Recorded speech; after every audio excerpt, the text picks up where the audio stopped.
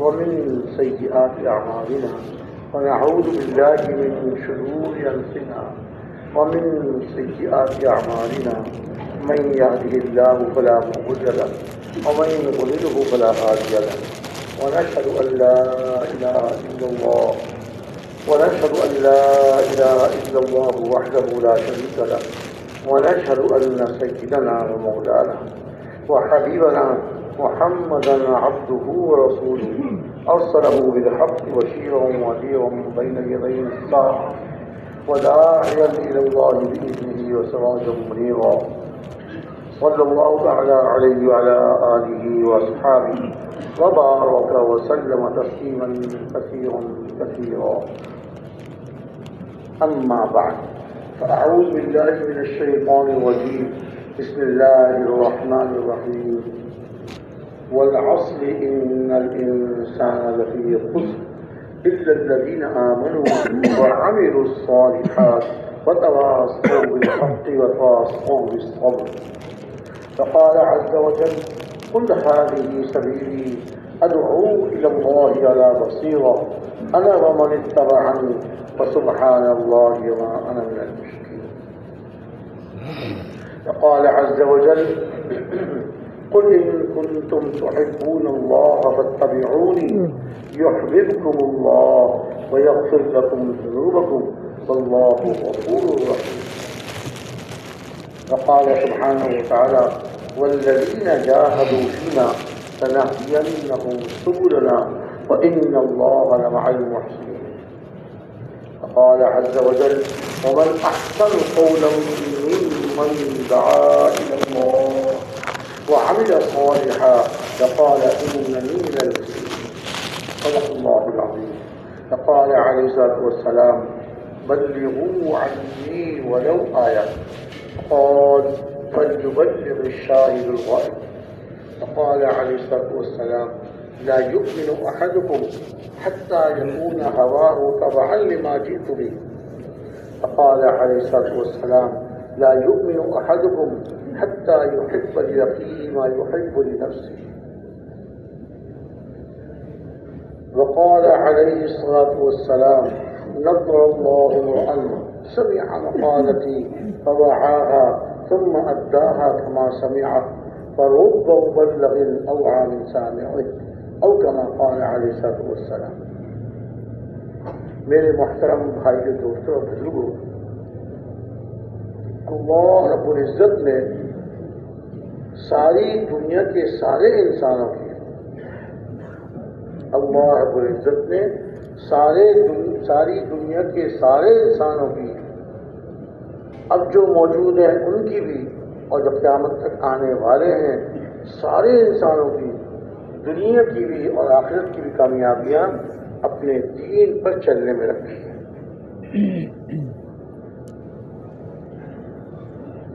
دین پر چلنے والا کامیاب اور دین کو چھوڑ کر زندگی گزارنے والا ناکام۔ چاہے دنیا کے ساز و سامان مال دولت اسباب اس کے پاس بہت زیادہ ہوں، لیکن اگر دین کے مطابق زندگی نہیں گزار رہا یہ شخص ناکام ہے۔ مال دولت میں بڑے بڑے گھروں میں قیمتی کاروں میں اور قیمتی کپڑوں میں یہ اپنی عزت سمجھ رہا ہے، اپنی کامیابی سمجھ رہا ہے۔ یہ کامیابی نہیں، کامیابی کا دھوکہ ہے۔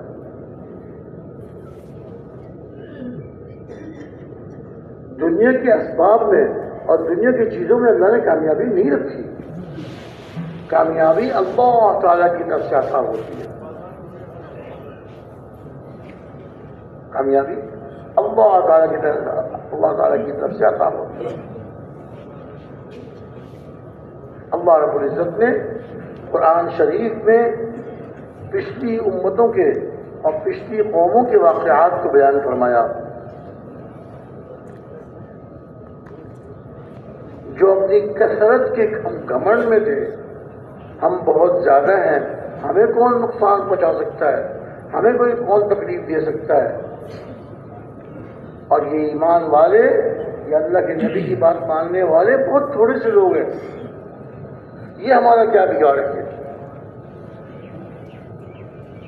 اور اسی طرح نہ ماننے والے، اللہ کی نافرمانی کرنے والے، اللہ تعالیٰ کی نافرمانی کرنے والے، چاہے وہ طاقت میں زیادہ تھے، لمبے لمبے قدوں والے تھے، بڑی قوت والے تھے، ایک آدمی بڑے تناور درخت کو دونوں ہاتھ سے پکڑ کر ہلاتا تھا اور جڑ سے اکھاڑ کے پھینک دیا کرتا، بڑے تناور درخت کو ہلا کر اور جڑ سے اکھاڑ کے پھینک دیا کرتا تھا۔ ان کا نعرہ تھا من اشد منا قوہ، ارے ہم سے زیادہ طاقت والا کون؟ ہم بڑی طاقت والے ہیں۔ اللہ تعالی نے ارشاد فرمایا قرآن شریف میں اولم یروا ان اللہ الذی خلقهم هو اشد منهم قوہ، یہ جو آج اپنی طاقت کا نعرہ لگا رہے ہیں کہ ہم سے زیادہ طاقت والا کون ہے، کیا انہوں نے یہ نہیں دیکھا اللہ رب العزت جنہوں نے ان کو پیدا کیا وہ ان سے زیادہ طاقت والا ہے؟ دنیا کے ساری طاقتوں والے یہ سب کمزور اور اللہ رب العزت قوی ہے۔ اللہ رب العزت کے سامنے یہ دنیا کی طاقتور لوگوں کی کوئی حیثیت نہیں، نہ دنیا کی اللہ کے نزدیک کوئی قیمت اور نہ ماننے والوں کے اللہ کے کوئی قیمت۔ حدیث پاک کا مفہوم ہے، ارشاد فرمایا اللہ رب العزت کے نزدیک اس ساری دنیا کی قیمت، اللہ رب العزت کے نزدیک اس ساری دنیا کی قیمت مچھر کے ایک پر کے برابر بھی ہوتی۔ اب بتائیے اس سے زیادہ بے قیمت چیز اور کیا ہوگی؟ مچھر، کیا قیمت اس کی؟ مچھر کی کیا قیمت؟ پھر مچھر کے دو پروں میں سے ایک پر، کتنی عجیب تمثیل، کتنی عجیب مثال۔ اللہ تعالیٰ کے نزدیک اس ساری دنیا کی قیمت مچھر کے ایک پر کے برابر بھی ہوتی تو اللہ رب العزت کسی کافر کو ایک گھونٹ پانی کا بھی نہ عنایت فرماتے۔ لیکن یہ بے قیمت چیز ہے، اللہ کے نزدیک اس کی کوئی قیمت نہیں ہے۔ اللہ رب العزت نے اپنے دشمنوں کو جو اللہ کے نافرمان ہیں، اللہ کے دشمن ہیں، ان کو دنیا دے دی، لے لو دنیا۔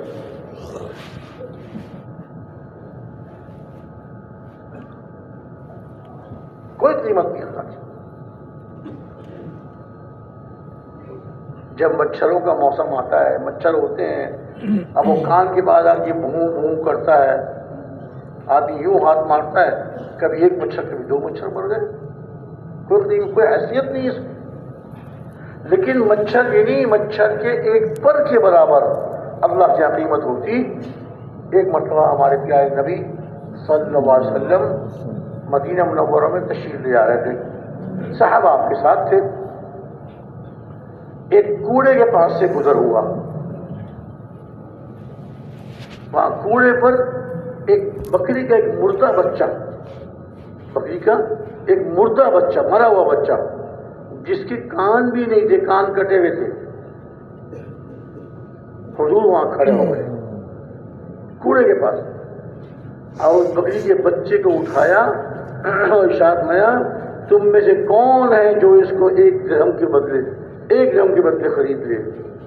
صحابہ کرام رضی اللہ تعالیٰ عنہ اجمعین نے عرض کیا یا رسول اللہ، اگر یہ زندہ بھی ہوتا تو بھی عیب دار تھا، کان کٹے ہوئے، اس کے کان نہیں ہیں، اب تو یہ مردہ ہے، اسے کون خریدے گا؟ اس کو تو مفت لینے کے لیے بھی کوئی تیار نہیں، بدبو کا ڈھیر ہے، تو مفہوم اس طرح سے۔ ارشاد فرمایا اللہ کی قسم، اللہ کے نزدیک کی تمہاری دنیا اس مردہ بکری کے بچے سے بھی زیادہ گری ہوئی،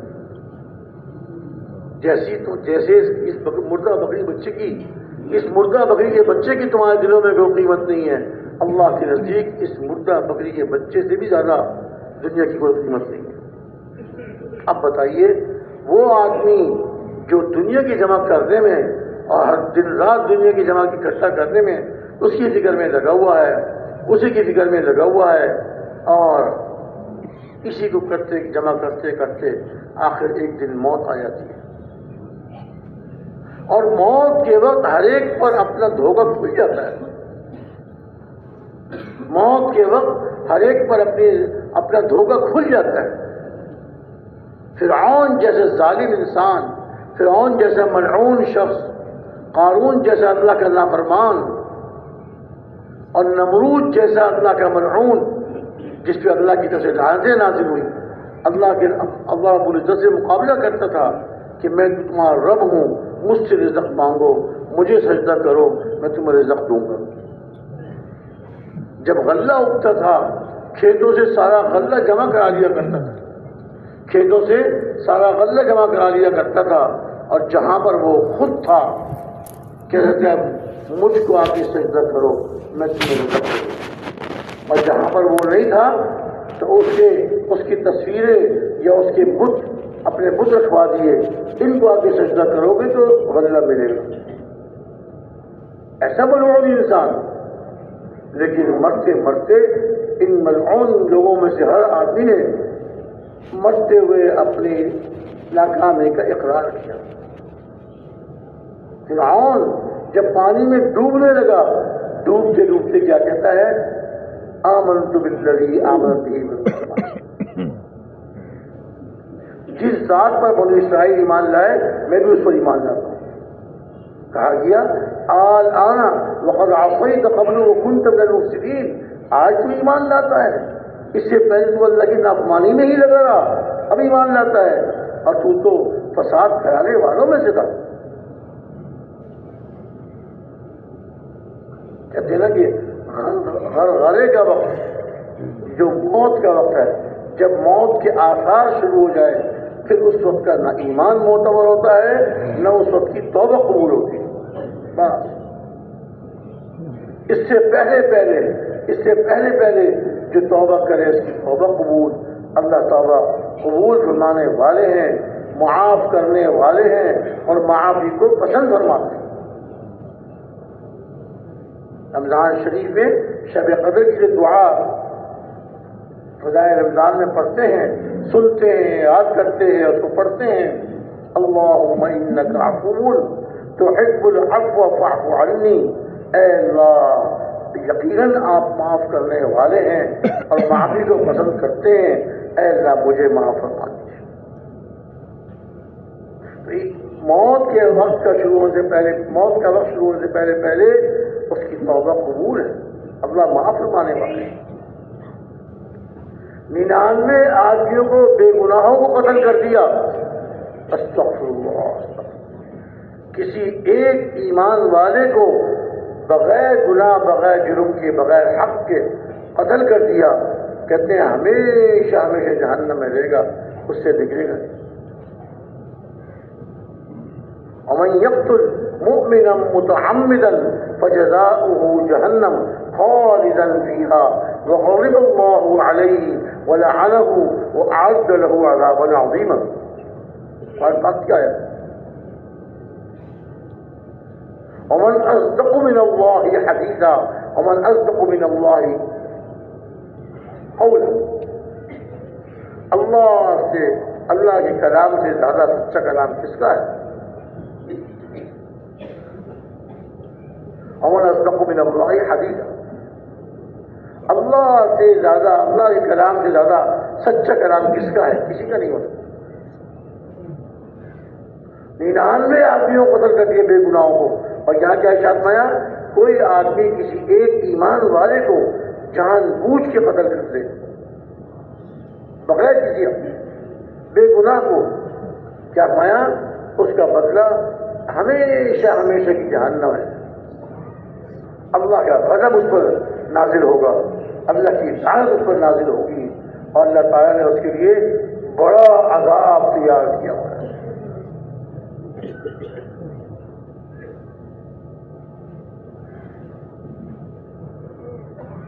اور اس نے 99 بے گناہوں کو قتل کر دیا. اب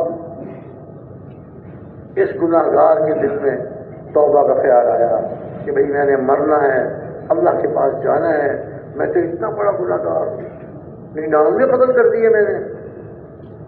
اب توبہ کی نیت سے نکلا، ایک عابد تھے، اللہ کی عبادت کرنے والے، نیک فرشتہ صفت آدمی تھے لیکن عالم نہیں تھے.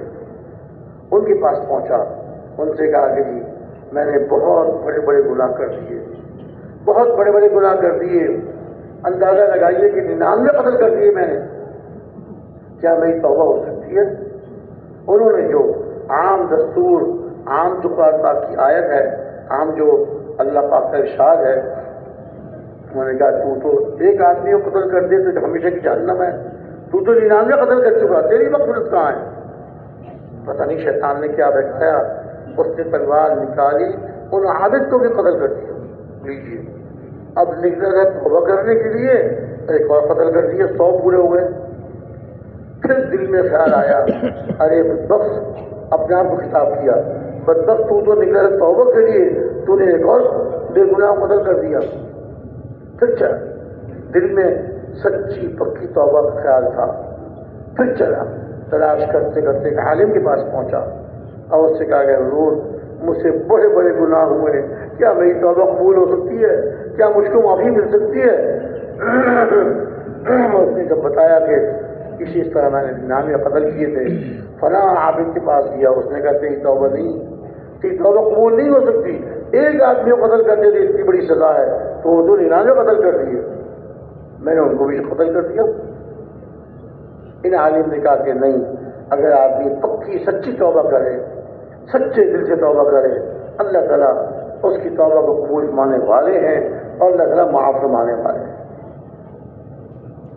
تم سچے دل سے توبہ کرو، لیکن میری یہ درخواست ہے اور میں یہ تجھے کہوں گا کہ جس بستی میں تم رہتے ہو وہ گناہگاروں کی بستی ہے، اس میں آپس مت جانا، اس بستی کو چھوڑ دو. فلاں بستی ہے جس میں نیک لوگ رہتے ہیں. جی ہاں، دیکھیے آدمی جس کی صحبت میں رہتا ہے ان کا اثر اس پر آ جاتا ہے، ان پہ اس کا اثر آتا ہے. اگر گناہگاروں کے اور برے اعمال برے کام کرنے والوں کے پاس رہتا ہے، ان کا اثر اس پہ آ جاتا ہے. اور اچھے لوگوں کے پاس رہتا ہے تو اس کے دل میں خود ہی اچھے اعمال کرنے کی فکر پیدا ہوتی ہے، شوق پیدا ہوتا ہے. ان عالم نے کہا کہ تم اس بستی کو چھوڑ دو اور فلاں بستی ہے جس میں نیک لوگ رہتے ہیں وہاں چلے جاؤ. تمہارے دل سے توبہ کرنے کا خیال ہے، تم سچی پکی توبہ کر رہے ہو تو اس بستی کو چھوڑ دو. حدیث میں بھی آتا ہے آدمی کو جس صحبت میں رہتا ہے، جس کے پاس رہتا ہے، اس کا اثر ضرور آتا ہے. ارشاد فرمایا کوئی آدمی کسی عطر بیچنے والے کے پاس کسی عطار کے پاس پہنچ جائے تو اگر اس نے خوشبو لگا دی تو خوشبو اس کے کپڑوں سے بہکے گی، اگر نہ بھی لگائی تو اس کے پاس جتنی دیر بیٹھے گا اس کا اثر اسی کپڑوں میں آ جائے گا، اسی کپڑوں سے خوشبو آئے گی. تم کہاں سے آئے ہو؟ ارے بھائی وہ فلاں عطار کے پاس گیا تھا، کچھ کام تھا. ہاں اسی عطر کی خوشبو تمہارے پاس سے آ رہی. اثر ضرور ہوتا ہے. اور فرمایا کہ جو آدمی کسی لوہار کے پاس جو آگ جلاتا ہے اور آگ میں لوہے کو لال کرتا ہے، لوہے کو پیٹتا ہے اور اس کو ہتھوڑے سے مار کے جو چیز چاہے لوہے کی بنا لیتا ہے، اس کے پاس بیٹھتا ہے. بھٹی جھونکنے والے کے پاس تو جو اگر اس کی چنگاری اڑی اس کے کپڑے پر لگی، کپڑے کو جلا دے گی. اگر کوئی چنگاری اڑ کے اس کے کپڑے کو نہ جلایا تو اس کے پاس بیٹھنے کی وجہ سے جو آگ کی گرمی اور اس کا دھواں وہ تو اس کو پہنچے گا ہی پہنچے گا. صحبت کا اثر ہوتا ہے. اسی لیے حدیث میں ارشاد ہے، حدیث پاک کا مفہوم ہے کہ آدمی جس کو اپنا دوست بناتا ہے، جس سے دوستی کرتا ہے، دیکھ لے کہ میرا دوست کیسا ہے، اچھا ہے، نیک ہے یا برا ہے، اللہ کا نافرمان. صحبت صالح ترا صالح کند و صحبت صالح ترا صالح کند. اچھے لوگوں کی صحبت تجھے اچھا اور نیک بنا دے گی، اور برے آدمی کی صحبت تجھ کو برا اور بدبخت بنا دے گی. تو ابھی چل پڑا، دل میں تو سچی پکی توبہ تھی، چل پڑا، جا رہا تھا اس بستی کی طرف، ٹھیک آدھے راستے پر پہنچا تو اس پر موت کے آثار شروع ہو گئے، گر پڑا، چل نہیں سکا. اس نے سوچا اب میں چل نہیں سکتا، کیا کروں؟ اچھا میں لیٹے لیٹے جتنا گھسٹ سکتا ہوں اتنا آگے گھسٹ جاؤں. حدیث شریف میں آتا ہے جس کا مفہوم یہ ہے کہ صرف دو بالش زمین پہ گرنے کے بعد جو گھستا ہے 2 بالش آگے بڑھا.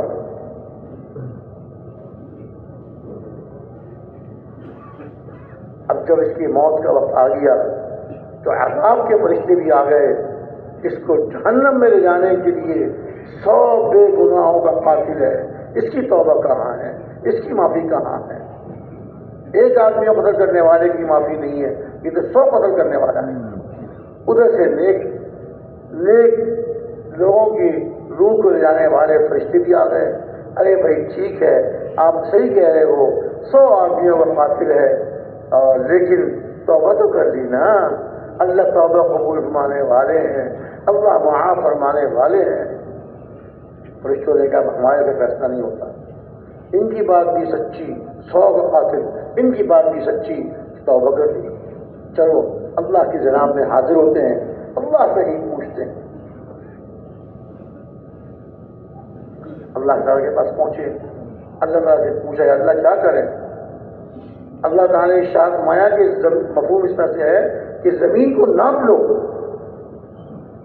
اگر یہ برے لوگوں کی بستی کے قریب ہے تو عذاب کے فرشتے لے جائیں، اگر نیک لوگوں کی بستی کے قریب ہے تو نیک روح کو لے جانے والے فرشتے اس کی روح لے جائیں.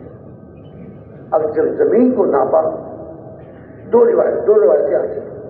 ایک روایت تو آتی ہے اس کا مفہوم اس طرح سے ہے کہ یہ جو گر گیا تھا اور زمین پہ گھستا، اس کا گھسٹنا اللہ کو پسند آ گیا، اور 2 بالش جو گھستا آگے وہ کہ میں مر تو رہا ہوں، جتنا میں کر سکتا ہوں اتنا کر لوں. وہ جو زمین پہ گھسٹ کے آگے بڑھا، وہ جو 2 بالش آگے بڑھا، اللہ کو اس پر رحم آ گیا. اللہ نے زمین 2 بالش کم نکلی، نیک لوگوں کی بستی کی طرف رحمت والے فرشتے اس کی روح کو لے گئے. اور ایک جگہ آتا ہے کہ روایت میں صاف آتا ہے کہ اللہ تعالیٰ نے زمین کو حکم دیا کہ جو برے لوگوں کی زمین ہے وہ لمبی ہو جا، اور جو نیک لوگوں کی زمین ہے، نیک لوگوں کی بستی کی طرف کی زمین ہے، وہ سکڑ جا. ہاں، اللہ کے حکم سے زمین سکڑ جاتی ہے، اللہ کے حکم سے زمین پھیل جاتی ہے. دیکھیے جب سفر میں نکلتے ہیں نا تو مصنون دعا کیا ہے، اور دعائیں جو مصنون ہیں سفر میں نکلتے وقت پڑھنے کی جو دعائیں ہیں اس میں ایک دعا یہ بھی ہے، اللہم ہون علینا سفرنا ھذا واطوی عنا بعدا.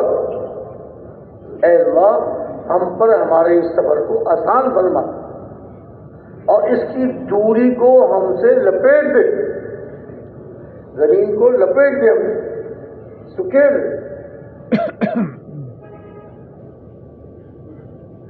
ہاں تو اللہ کے نیک بندے ہوتے نا، اللہ والے اللہ کے نیک بندے، اللہ تعالیٰ ان کے لیے زمین کو سکوڑ دیتے. فضائل حج میں واقعات بڑے عجیب عجیب واقعات لکھے ہیں. ایک واقعہ لکھا ہے نا، ایک تو یہ لکھا ہوا ہے کہ وہاں بیت اللہ کا طواف کرنے والے بہت سے ابدال اللہ کے مقبول بندے، اور شب جمعوں میں وہ کثرت سے آتے ہیں. ایک بزرگ اللہ والے تھے تو وہ بھی طواف کر رہے تھے، انہوں نے دیکھا کہ ایک آدمی ہے ابدال، وہ اللہ کے نیک بندے ہیں. ان سے ملے، سلام کیا تو ان کے ہاتھوں میں سے کھانے کی خوشبو آتی تھی. جیسے ابھی بھی کھانا کھا کر آیا ہوں، ابھی بھی کھانا کھا کر وسائل حج میں لکھا ہوا ہے. تو انہوں نے کہا آپ کھانا کھا کے آ رہے ہیں؟ کہنے لگے کھانا تو میں نے 2 دن کھایا ہے، 3 دن میں نے کچھ نہیں کھایا، لیکن میری والدہ ضعیفہ ہیں، بیمار ہیں، اتنے دور، اتنے سینکڑوں میل میری رہائش ہے، وہاں میری ضعیف والدہ ہیں، ان کو کھانا کھلا کر میں ابھی وہاں سے آیا ہوں. کوئی 100 میل والدہ کو کھانا کھلا کر اور تھوڑی دیر میں پہنچ گئے، آ کے بیت اللہ کا طواف کر رہے اور ہاتھ میں سے کھانے کی خوشبو آ رہی. کہ میں نے خود تو 2 دن 3 دن سے کچھ نہیں کھایا، لیکن میں اپنی والدہ کو جو ضعیفہ ہیں انہیں کھانا کھلا کر وہاں سے چلا ہوں اور یہاں پہنچ گیا. تو اللہ تعالیٰ نے حکم دیا زمین کو، جو برے لوگوں کی طرف کی زمین ہے وہ لمبی ہو جا، وہ 2 بالش لمبی ہو گئی، اور جو نیک لوگوں کی بستی کی طرف کی زمین تھی اس کو اللہ نے حکم دیا وہ سکڑ گئی. جب زمین کو ناپا تو رحمت کے فرشتے اس کی روح کو لے گئے.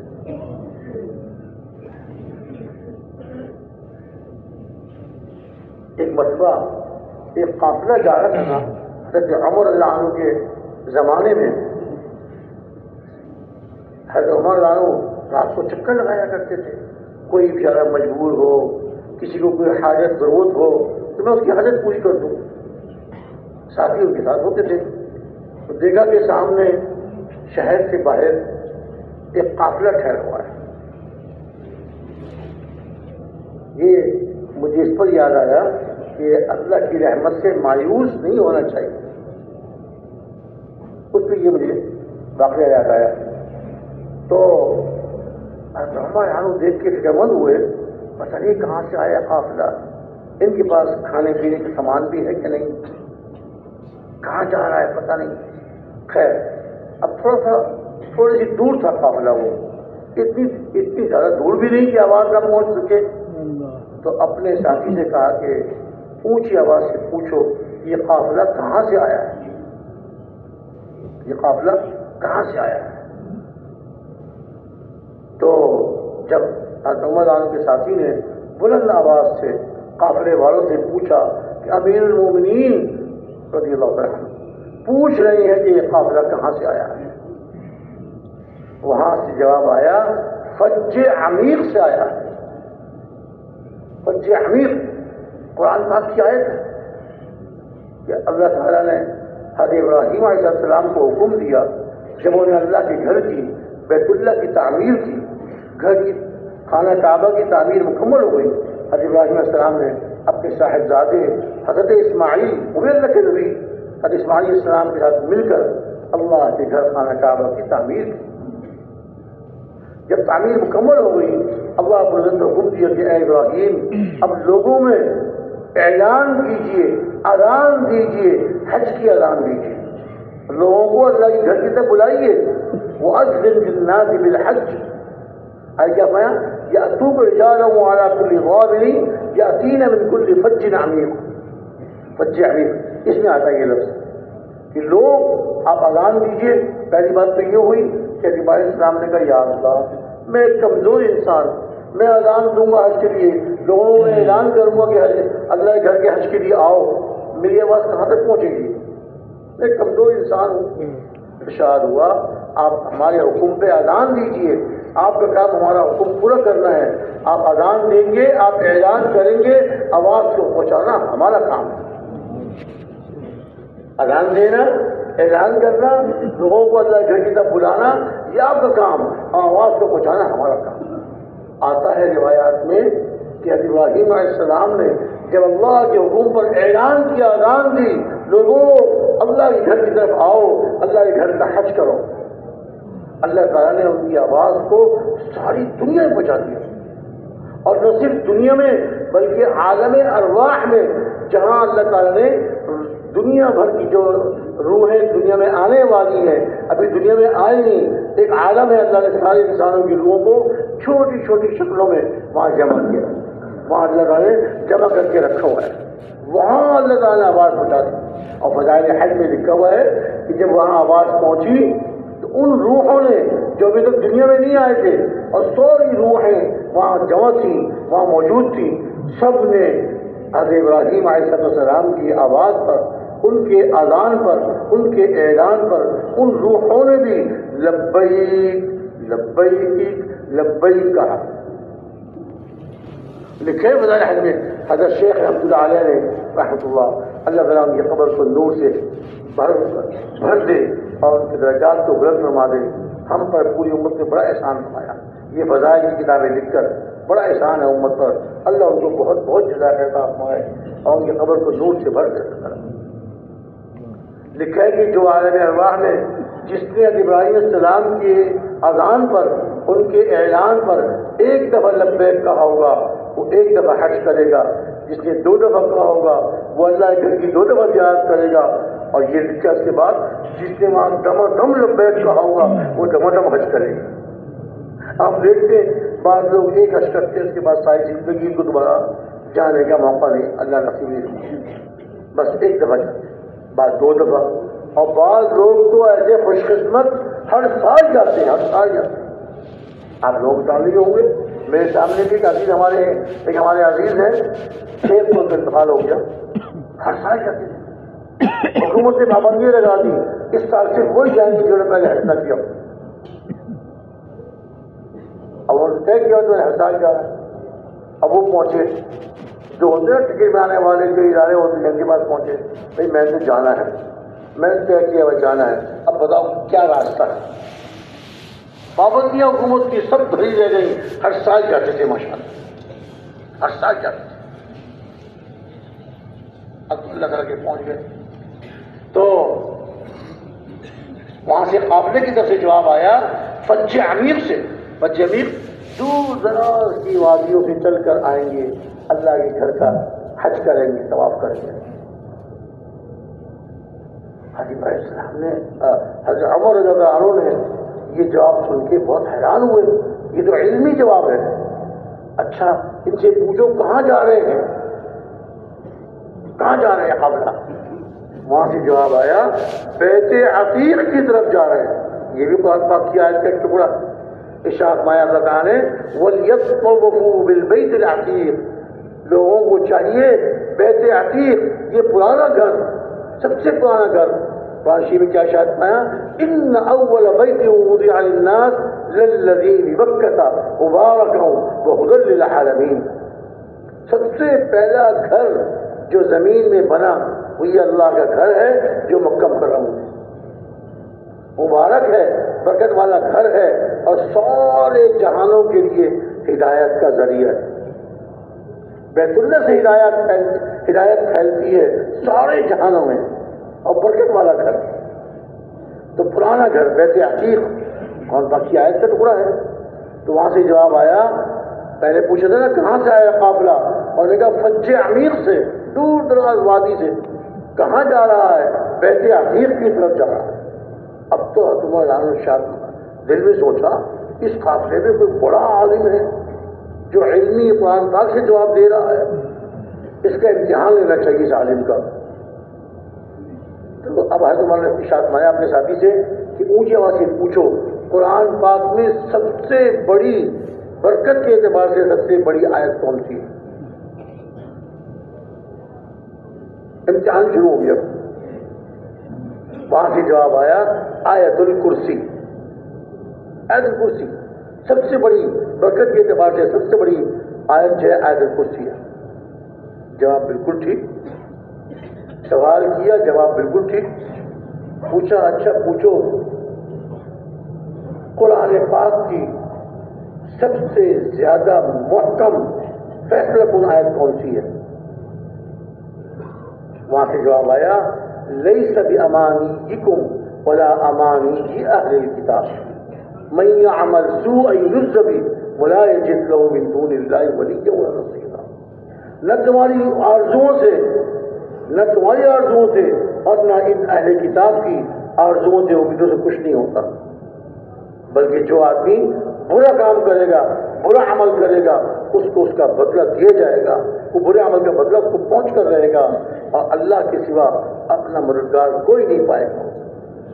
جواب بالکل ٹھیک، محکم، فیصلہ کن آیت، کوئی گنجائش نہیں ہے۔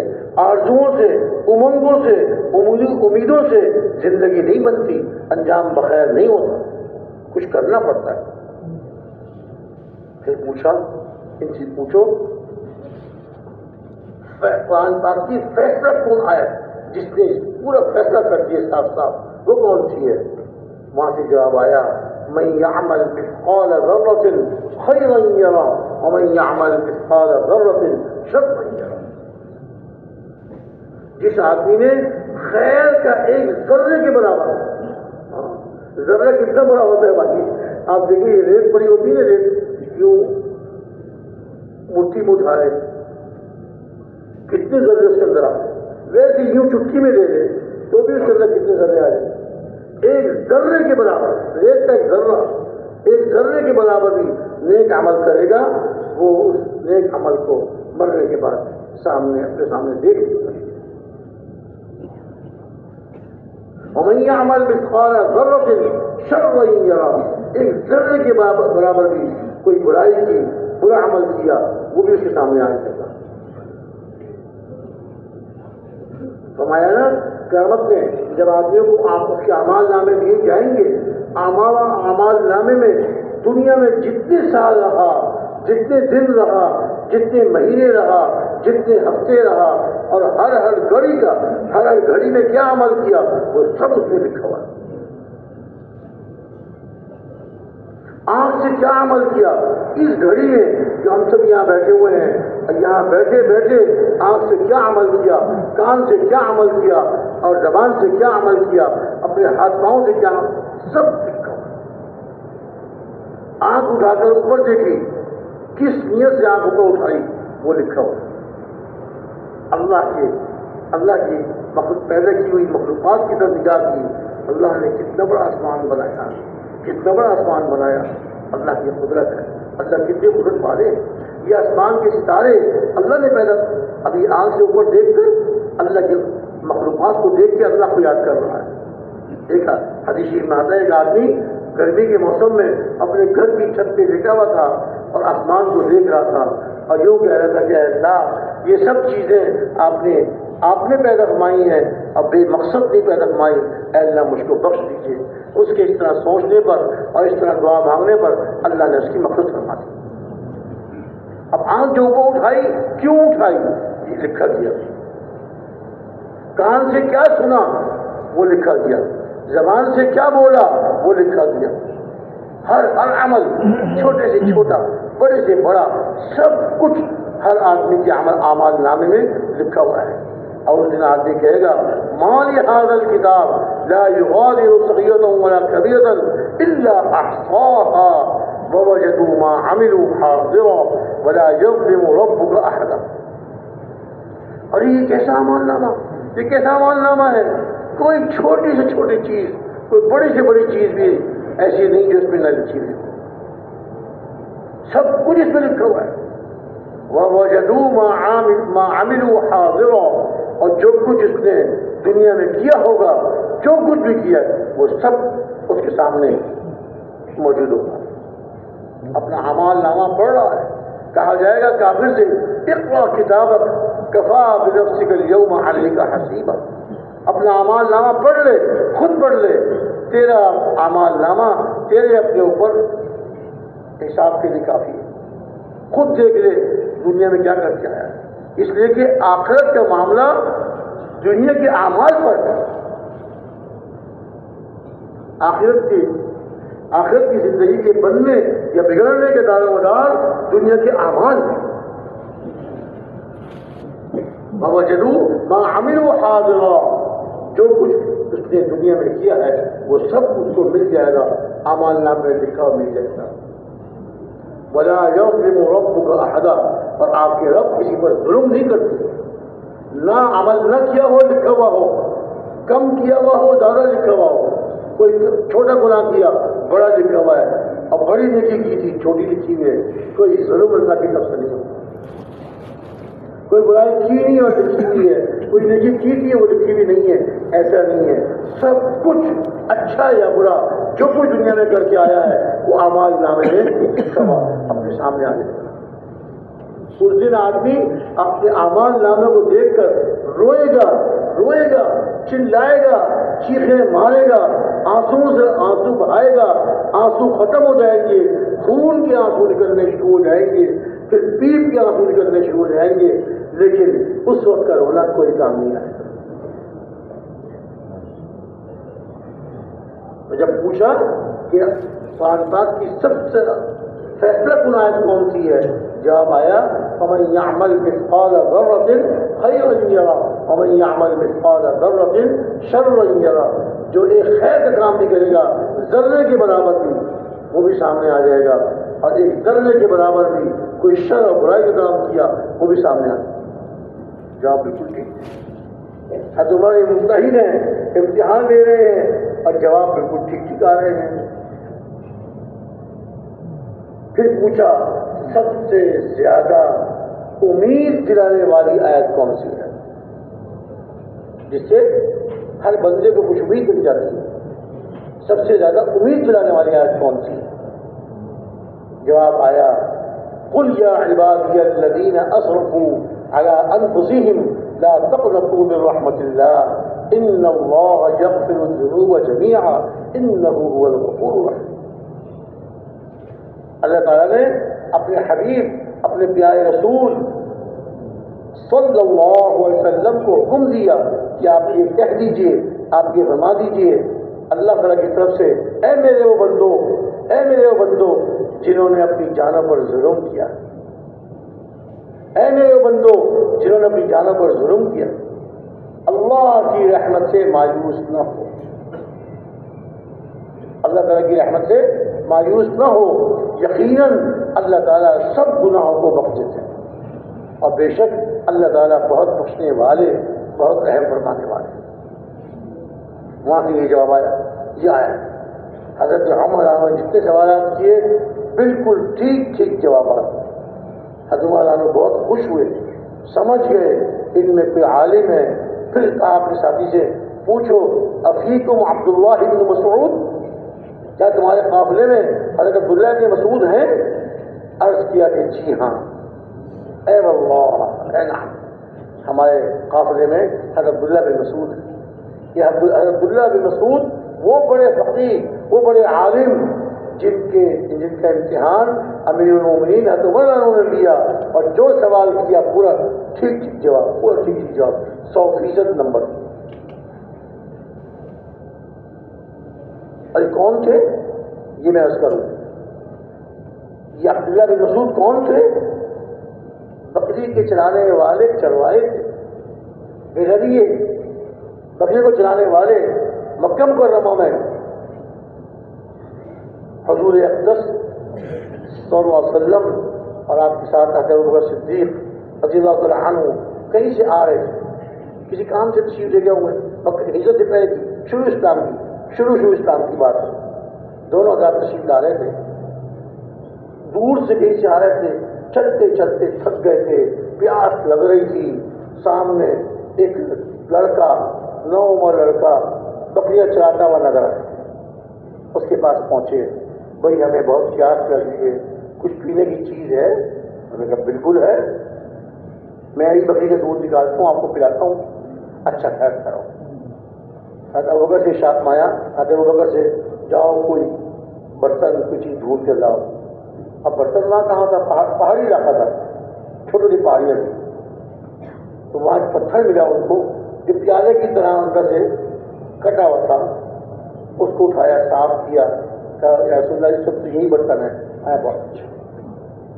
پھر شاط مایا پیارے نبی صلی اللہ علیہ وسلم نے اس بکری چلانے والے نوعمر لڑکے سے کہ تمہارے پاس کوئی ایسی بکری ہے جس نے ابھی تک بچہ نہ جنا ہو؟ دیکھیے تو اللہ کا نظام ہے، جو بکری جس کے پیٹ میں بچہ ہو، بچہ جن دے. جب بچہ جن دیتی ہے تو بچہ ہونے سے پہلے تو اس کے تھن چھوٹے چھوٹے ہوتے ہیں، اور جب بچہ پیدا ہو جاتا ہے اللہ اس کے تھنوں کو بڑا کر دیتے ہیں، پھر اس میں دودھ اتارتے ہیں، اس بچے کا رزق اللہ اس کے تھنوں میں اتارتے ہیں۔ لیکن بچہ پیدا ہونے سے پہلے تو کسی بکری کے تھن بڑے نہیں ہوتے، چھوٹے چھوٹے تھن ہوتے ہیں۔ کوئی ایسی بکری ہے جس نے اب تک بچہ نہ جانا ہو، تو اس نارمل لڑکے کے پاس ہی ایک چھوٹی سی بکری کھڑی ہوئی تھی، کمزور سی، اور اس کے جو ہے وہ بچہ نہیں ہوا تھا ابھی، تھن اس کے بہت چھوٹے چھوٹے تھے۔ اس نے بکری کو پکڑا کر یہ بکری ہے، اس نے ابھی بچہ نہیں جانا۔ حضور اقدس صلی اللہ علیہ وسلم اس کے تھنوں کے پاس بیٹھ گئے، کچھ پڑھا اور اس کے تھنوں پہ دم کیا، اور دم کرنے کے بعد جو تھنوں کو جو آپ نے ہاتھ پھیرنا شروع کیا، تھن اس کے لمبے ہو گئے، جیسے بچے دینے والی بکری کے تھن لمبے ہو جاتے ہیں، بڑے ہو جاتے ہیں، اور اس کے تھنوں میں دودھ آ جاتا ہے، ایسے اس کے تھن بڑے ہو گئے اور دودھ سے بھر گئے وہ تھن۔ آپ نے جو ہاتھ پھیرا، تھن بڑے ہو گئے، دودھ سے بھر گئے۔ ارے وہ لڑکے دیکھ رہے ہیں یہ کیا ہو رہا ہے، کیا ماجرا ہے، یہ ناممکن ممکن ہو رہا ہے، ایسے تو کبھی ہوتا نہیں۔ بچہ دینے سے پہلے کسی بکری کے تھن بڑے نہیں ہوتے اور اس کے دودھ نہیں اترتا۔ اب اس کے تھن دودھ سے بھر گئے، اب وہ کھڑی ہوئی چباری کر رہی ہے جیسے بہت کچھ کھایا ہوا ہے اس نے۔ آپ نے جو ہے اس پتھر کے پیالے میں دودھ نکالا، اس بکری کا دودھ نکالا، حضرت ابوبکر کو پلایا، خود نوش رمایا، پھر 9 عمر بکری کے چرواہے کو وہ پتھر کا دودھ دیا، جو تم بھی پی لو، تم بھی یہ دودھ پی لو۔ اور اس کے بعد دوبارہ کچھ پڑھ کے اس بکری کے تھنوں پہ دم کیا، اور تھن اس کے پہلے کی طرح سے پڑ گئے، چھوٹے چھوٹے ہو۔ اس کے بعد دودھ پی لیا تھا، سیر ہو گئے تھے، اب دونوں حضرات چل پڑے جا رہے تھے۔ اب یہ 9 عمر لڑکے اتنا ان کو دل متاثر ہوا کہ وہ آپ کے پیچھے پیچھے چل پڑے، کہنے لگے آپ نے بکری کے تھنوں پر کیا دم کیا تھا، مجھے بھی سکھا دیجیے۔ کیا کہنے لگے آپ نے بکری کے تھنوں پر کیا پڑھ کے دم کیا تھا، مجھے بھی سکھا دیجیے۔ حضور اکرم صلی اللہ علیہ وسلم نے ارشاد فرمایا تم تو معلم ہو، تم تو سیکھی سکھائے ہو، مجھے تو کچھ بھی نہیں آتا اور یہ تمہارے تم معلم ہو۔ وہ دل پہ چوٹ لگی، مجھ جیسے جاہل کو تمہارے کہ تم معلم ہو، تم تو سیکھے سکھائے ہو۔ اللہ اکبر، کیا ارشاد حضور کے، کیا شفقت آپ کی، کیا شفقت آپ کی، ایسے پیار سے ایسے اخلاق سے بات کرتے تھے کہ آدمی غلام بن جاتا تھا، گردیدہ ہو جاتا تھا۔ بس دل میں ٹھان لیا اب تو میں ان کے ساتھ رہوں گا۔ بکریاں کسی کافر کی تھی، چند درہموں کے بدلے وہ بکریاں چلایا کرتے تھے، اور بکریاں دی مالک کے پاس چھوڑی، اس کے بارے بند کیا اور کہا کہ بس اب میں بکری نہیں چلاؤں گا، تم اپنا انتظام کر لو۔ بکریاں اس کے باڑے بند کر کے پہنچا کر مالک کو جواب دے دیا اور سیدھے حضور اکرم صلی اللہ علیہ وسلم کی خدمت میں پہنچ گئے، کلمہ پڑھ کے مسلمان ہو گئے، اور پھر جو حضور کے ساتھ ہوئے ہیں اور حضور کے ساتھ رہے ہیں، مکہ مکرمہ کی زندگی میں آپ کے ساتھ، مدینہ منورہ کی مبارک زندگی میں آپ کے ساتھ، مدینہ منورہ کی مبارک زندگی میں آپ کے ساتھ، اور اتنی خدمت حضور کی، اتنی بڑی مدینہ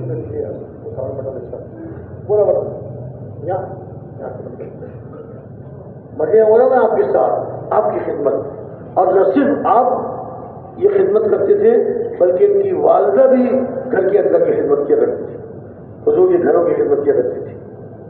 اتنی کثرت سے یہ نوجوان آپ کی گھروں کی خدمت کرتے تھے، گھروں میں آنا جانا کہ باہر سے آنے والا کوئی سمجھ نہیں سکتا تھا کہ گھر کے فرد نہیں باہر کے ہیں۔ اچھا یہ بھی حضور کے گھرانے میں سے کوئی ایک فرد ہے۔ یہ کون تھے؟ یہ حضرت عبداللہ بن مسعود، کہاں ایک بکریے کو چلانے والے، اور حضور کا معجزہ دیکھ کر، حضور کے اخلاق دیکھ کر، حضور کا ایک جملہ انت معلم، تم تو بڑے پڑھائے ہو، سیکھے سکھائے ہو، بس وہ دل پہ چوٹ لگی اور سیدھے آ کے آپ کے غلام بن گئے، کلمہ ابراہیم آپ بڑا مسلمان ہو گئے، مکہ مکرمہ میں آپ کی خدمت، مدینہ منورہ میں آپ کی خدمت. اور یہ کہا جاتا تھا ان کی والدہ کو، ان کو کہا جاتا تھا ابن ام عبد. ان کا نام تھا نا عبداللہ بن مسعود، تو عبد ان کا نام ہو گیا عبد. تو یہ عبداللہ عبد تھے اور ان کی والدہ ام عبد، عبداللہ کی والدہ. اور ان کو کہتے تھے ابن ام عبد، ام عبد کے بیٹے. والدہ گھر کے اندر کی خدمت کرتی تھی اور یہ باہر کی خدمت کرتی تھی. وہ قبضے میں چلانے والا ایک غریب بچہ حضور کی اطاعت میں آتا ہے، حضور کا اتباع کرتا ہے، ایسا اونچا جاتا ہے، ایسا اونچا جاتا ہے کہ صحابہ میں فقیہ شمار ہوتے تھے. حضرت عمر عنہ کا امتحان لے رہے ہیں، ہر سوال کا جواب 100%، ہر سوال کا جواب 100%. پہچان گئے اتنے صحیح جواب تو عبداللہ بن مسعود ہی دے سکتے ہیں اور کوئی نہیں دے سکتا، اور کوئی نہیں دے سکتا. عرض میں یہ کر رہا تھا کہ جب آدمی عمل کرتا ہے، اپنی زندگی بناتا ہے، اللہ اس کو اونچا لے جاتا ہے اس کے عملوں پر، اور پھر عملوں کے ساتھ دوسروں کی فکر کرنے پر. ہر صحابی داعی تھے، ہر صحابی داعی تھے، اور دعوت کی برکت سے اللہ تعالیٰ ان دعوت دینے والوں کو اللہ اونچا لے جاتے ہیں، ان کی دنیا بھی بناتے ہیں، ان کی آخرت بھی بناتے ہیں. عام لوگوں کے ذہنوں میں یہ ہے میں نماز پڑھوں گا، نیک کام کروں گا، میری آخرت بنے گی، اور دنیا کے لیے تو مجھے کچھ کرنا پڑے گا، مجھے اس کے لیے محنت کرنی پڑے گی، دن رات ایک کرنا پڑے گا، تب جا کے مجھے کچھ دنیا ملے گی. ٹھیک ہے، دنیا کے آدمی کام کرے، دنیا کے لیے محنت کرے، لیکن ایسا نہ بن جائے کہ بس دنیا ہی کا حکم رہ جائے. اللہ تعالیٰ نے دنیا میں اس لیے نہیں بھیجا کہ دنیا کی حکم رہ جائے، بلکہ اللہ تعالیٰ نے دنیا کمانے کی تو حکم دیا، لیکن اتنا نہیں، اصل آخرت کو سامنے رکھے، اصل اپنے اعمال کی فکر کرے کہ میرے اعمال ایسے ہو جائیں کہ میں اللہ کیا سرخ رو ہو جاؤں، مرنے کے بعد اللہ کیا سرخ رو ہو جاؤں، میری آخرت بن جائے. جیسے عمل یہاں سے بھیجے گا وہاں کی آخرت بنتی چلی جائے. میں نے مثال دی تھی ایک ساتھی کی دیکھیے، جیسے بعض لوگ جو ہے باہر ملکوں میں چلے جاتے ہیں کمائی کے لیے، وہاں جا کے محنت کرتے ہیں، مزدوریاں کرتے ہیں، پیسے کماتے ہیں. اب باہر ملکوں میں بڑے شوق سے جاتے ہیں آدمی. بعض لوگ بیچارے اپنا گھر بیچ کر، بعض ان کی کوئی دکان کاروبار اس کو ختم کر کے سارے پیسے لے کے چلے جاتے ہیں. اب وہاں جا کر اگر تو ان پیسوں سے کچھ محنت کریں، کچھ کمائی کر کے بھیجتے رہیں، تو یہاں ان کے بھائی ہیں، بیٹے ہیں یا رشتے دار ہیں، وہ اس کی جو کمائی آ رہی ہے اس کو ٹھکانے لگاتے ہیں، کاروبار شروع کرتے ہیں، کاروبار کو چلنے لگتا ہے، پھر دکان بناتے ہیں، گھر اس کا اچھا بناتے ہیں، گھر بن گیا، کاروبار جم گیا، دکان مل گئی. اب جب اچھا ماحول بن گیا، اس کی سب کمائی وہاں سے پیسے بھیجتا رہا، کاروبار بھی جم گیا، کاروبار بھی اچھا ہو گیا، کاروبار پھیل گیا، دکان بڑی ہو گئی. اب یہ وہاں سے اپنے والدین کے لیے، اپنی بیوی کے لیے، بچوں کے لیے، بہن بھائیوں کے لیے تحفے تحائف لے کے آتا ہے اور بڑا خوش ہوتا ہے. ایئرپورٹ پہ آ کے بیٹھ گیا، اب میرے وطن جانے والا جہاز یہ چل کیوں نہیں رہا، یہ آ کیوں نہیں رہا، اس کو بے چینی لگی ہوتی ہے. جلدی جہاز میں بیٹھ جاؤں اور جہاز اڑ کے جلد سے جلد پہنچ جائے، کیونکہ اس نے وہاں کی تیاری کی ہے، گھر سے سامان بھیجا ہوا ہے، بہت سارا مال بھیجا، جس سے کاروبار چمک گیا، دکان بن گئی، گھر بن گیا اور خوشحال زندگی بن گئی. اب تو پھر تحائف لے کے آتا.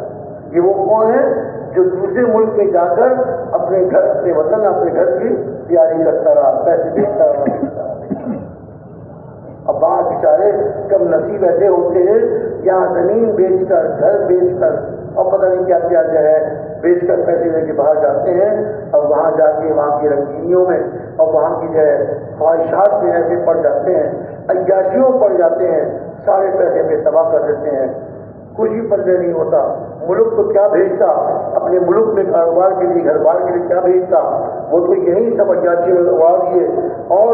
اور اپنے ویزا کی بھی فکر نہیں کی کہ میرا ویزا کتنا تھا، اب اس کو بڑھانا چاہیے. تو اپنے اللہ کی حفاظت، اللہ کی پناہ، خواہشات میں، جائز ناجائز خواہشات سے پڑ گیا اور سب کچھ تباہ کر دیا. کب تک؟ آخر کبھی نہ کبھی تو پولیس کی پکڑ میں آ جاتا ہے. پولیس پکڑ لیتی ہے، پاس پاسپورٹ تو ہے، ویزا نہیں ہے، تم خلاف قانون رہ رہے ہو، اتنے عرصے سے بغیر ویزے کے رہ رہے ہو، تم پہ اتنے لاکھ جرمانہ ہو گیا. جرمانہ کہاں سے لاؤں؟ میرے پاس تو کھانے کے لیے پیسے نہیں ہیں. پولیس پکڑ لیتی ہے، گرفتار کر لیتی ہے، جیل میں ڈالتی ہے. یہاں بھی مصیبت، جس ملک میں آیا ہوا یہاں بھی مصیبت. اپنے ملک میں کچھ بھیجے نہیں، کچھ پیسے بھیجے نہیں، وہاں بھی سب کچھ ختم کر کے آیا تھا، بیچ کر آیا تھا. اب پولیس کو جو ہے مقدمہ چلتا ہے، جب یہ جرمانہ بھر نہیں سکتا تو وہ جو ہے عدالت فیصلہ کرتی ہے اس کو فوراً ملک سے نکال دو. اب اس کی ہتھکڑیاں لگا کر، جرمانہ کو لگا کر اور اس کو ایئرپورٹ پہ بٹھایا ہوا ہے.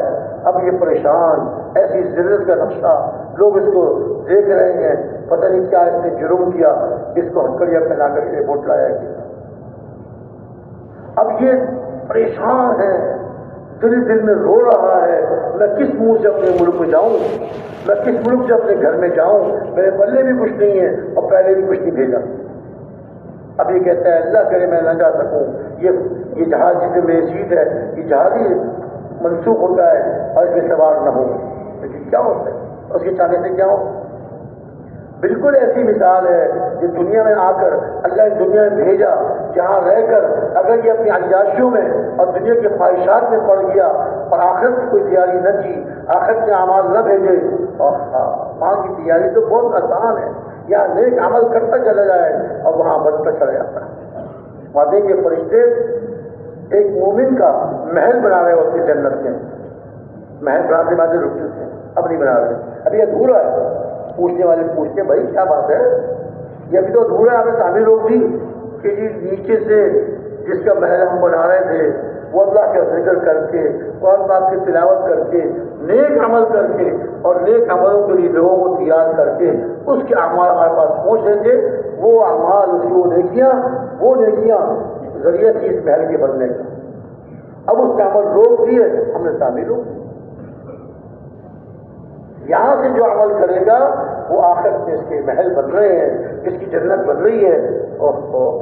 اتنا آسان، ایک دفعہ سبحان اللہ پڑھے گا، اللہ کی بات بیان کرے گا، جنت میں طرف لگ جائے گا. کتنا آسان، سبحان اللہ پڑھنا کیا مشکل. ایک دفعہ سبحان اللہ پڑھے گا، جنت میں اتنا بڑا درخت لگ جائے گا کہ 100 سال تک گھوڑا اس کے نیچے دوڑتا رہے گا درخت کے سائے میں، اس کا سایہ ختم نہیں ہوگا.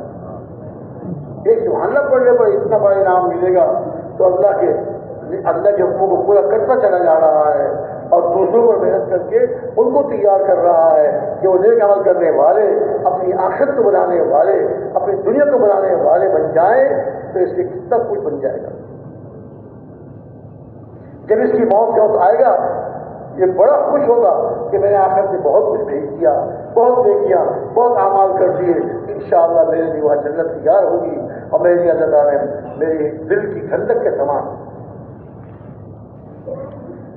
آنکھوں کی ٹھنڈک کا سامان. فلا تعلم نفس ما اخفي لهم من قرة اعين جزاء بما كانوا يعملون. کوئی آدمی نہیں جانتا اللہ تعالیٰ نے اس کی آنکھوں کی ٹھنڈک کا سامان کیا کیا تیار کر کے جنت میں رکھا ہوا ہے. آنکھوں کی ٹھنڈک کا سامان، اور کیا ہے جزاء بما كانوا يعملون، کہ جو دنیا میں وہ عمل کرتے تھے اس کا بدلہ ڈالے جنت میں ہوتا ہے. وَلَكُمْ فِيهَا مَا تَشْتَهِي أَنفُسُكُمْ وَلَكُمْ فِيهَا مَا تَدَّعُونَ. جو تمہارا دل چاہے گا وہ تم کو وہاں ملے گا، جو تم دل میں سوچو گے وہ اسی وقت حاصل کر دیا جائے. پھل کھانے کا دل چاہ رہا ہے، پھل اس کے سامنے آ جائے گا. پرندے گوشت کھانے کا دل چاہ رہا ہے، وہ سامنے آ جائے گا. بھنا ہوا ہرن کا گوشت اور نہ معلوم کیا کیا پرندوں گوشت، جو دل چاہ رہا ہے اللہ اس کو عطا فرما دے.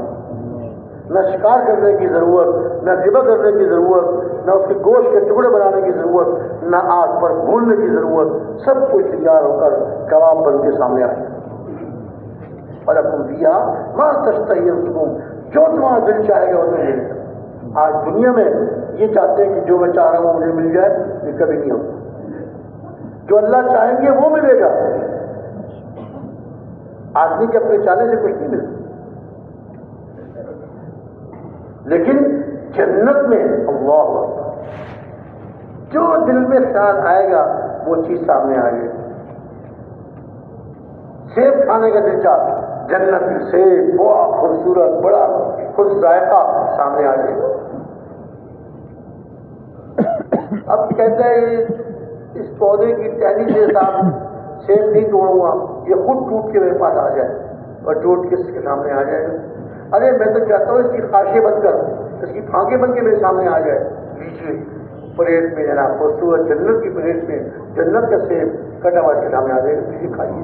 ارے یہ میرے منہ میں خود ہی آ جائے, مجھے ہاتھ سے اب منہ میں خاشیں آ رہی ہے, اس کو کھانا ہے. 500 سال تک کھاتا رہے, 1000 سال تک کھاتا رہے, کوئی بدہضمی نہیں, کوئی اسہال نہیں, کوئی قے الٹی نہیں, 500 سال تک کھاتا رہا. ایک خوشبودار شکار آیا, سب ختم. کیا مجھے دنیا مزے اڑانے کی جگہ نہیں ہے, دنیا خواہشات کی پورا کرنے کی جگہ نہیں ہے. خواہشات کی پورا کرنے کی جگہ اللہ نے جنت بنائی, اور جنت اس کو ملے گی جس نے دنیا کی زندگی اپنی صحیح گزاری ہو اللہ کے حکموں کے مطابق اور جناب رسول اکرم صلی اللہ علیہ وسلم کے طریقوں کے مطابق. اب یہ انتظار کر رہا ہے میری موت کب آئے گی اور میں جنت میں کب پہنچوں گا. اب دیکھیے کتنا آسان فرمایا کہ جو آدمی نمازوں کا اہتمام کرے اور ہر فرض نماز کے بعد آیت الکرسی پڑھے, نمازوں کا اہتمام کرے اور ہر فرض نماز کے بعد آیت الکرسی پڑھے, فرمایا اس کے اور جنت کے درمیان میں, جنت میں جانے کے درمیان صرف موت حائل ہے, صرف موت حائل ہے. ادھر مرا ادھر جنت میں, ادھر مرا ادھر جنت میں. کتنا آسان. اور نیک اعمال کرتے کرتے صرف فرض نماز کے بعد آیت الکرسی کا اہتمام کرتے. آج اپنے پریشانیوں کو دور کرنے کے لیے, تکلیفوں کو دور کرنے کے لیے آدمی کتنے ہاتھ پاؤں مارتا ہے, کتنے ہاتھ پاؤں مارتا ہے. اب مایا کہ جو آدمی صبح کو 7 دفعہ یہ پڑھ لے حسبی اللہ لا الہ الا ہو علیہ توکلت وهو رب العرش العظیم, اور باقی سورہ توبہ کی آخری آیت تک کے پڑھا 7 دفعہ پڑھ لے. اور یہ ارشاد فرمایا حدیث پاک کا مفہوم ہے, سچے دل سے پڑھے چاہے جھوٹے دل سے پڑھے, اللہ تعالیٰ سارے دن کی اس کی ضرورتوں کے ضامن ہو.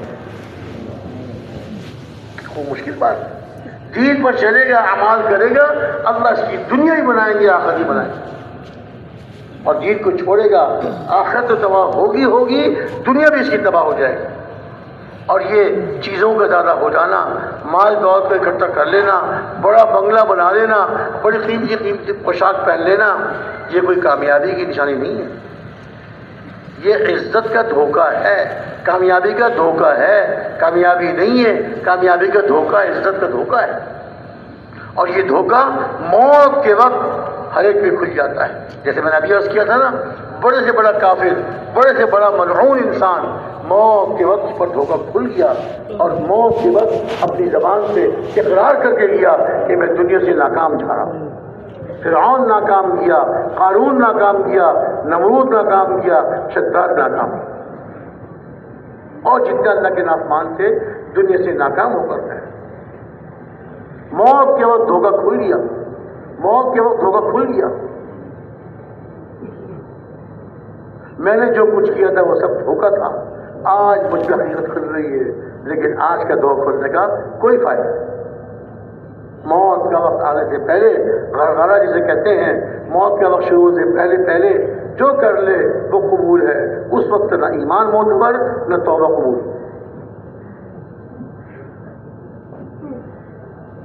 آج وقت ہے میں سوچ لوں, فیصلہ کر لوں کہ میں نے کس طرح زندگی گزارنی ہے, میں نے کس طرح رہنا ہے. کیا دنیا میں ہی مگر رہوں میں, ہر وقت دنیا کمانے میں ہی پھنسا رہوں میں؟ اللہ تعالیٰ نے اس لیے ہرگز نہیں بھیجا ہم کو. حدیث شریف میں صاف آتا ہے, اگر تم اللہ پہ توکل کر لو, اللہ پہ بھروسہ کر لو, جیسا بھروسہ کرنے کا اور توکل کرنے کا حق ہے, اللہ تم کو ایسے روزی دیں گے جیسے پرندوں کو روزی دیتے ہیں. روزی تو اللہ دیتے ہیں، ساری مخلوق کو روزی دینے والے اللہ ہیں۔ ایسے روزی دیں گے جیسے پرندے کو روزی دیتے ہیں۔ اور صاحب ارشاد فرمایا کہ پرندے تغدو خماصا وتروح بطانا، صبح کو اپنے گھونسلے سے نکلتے ہیں، اڑتے ہیں، نہ ان کی کوئی دکان ہے، نہ ان کا کوئی کاروبار ہے، نہ ان کا کوئی کارخانہ ہے، نہ ان کا کوئی باغ اور کھیت ہے،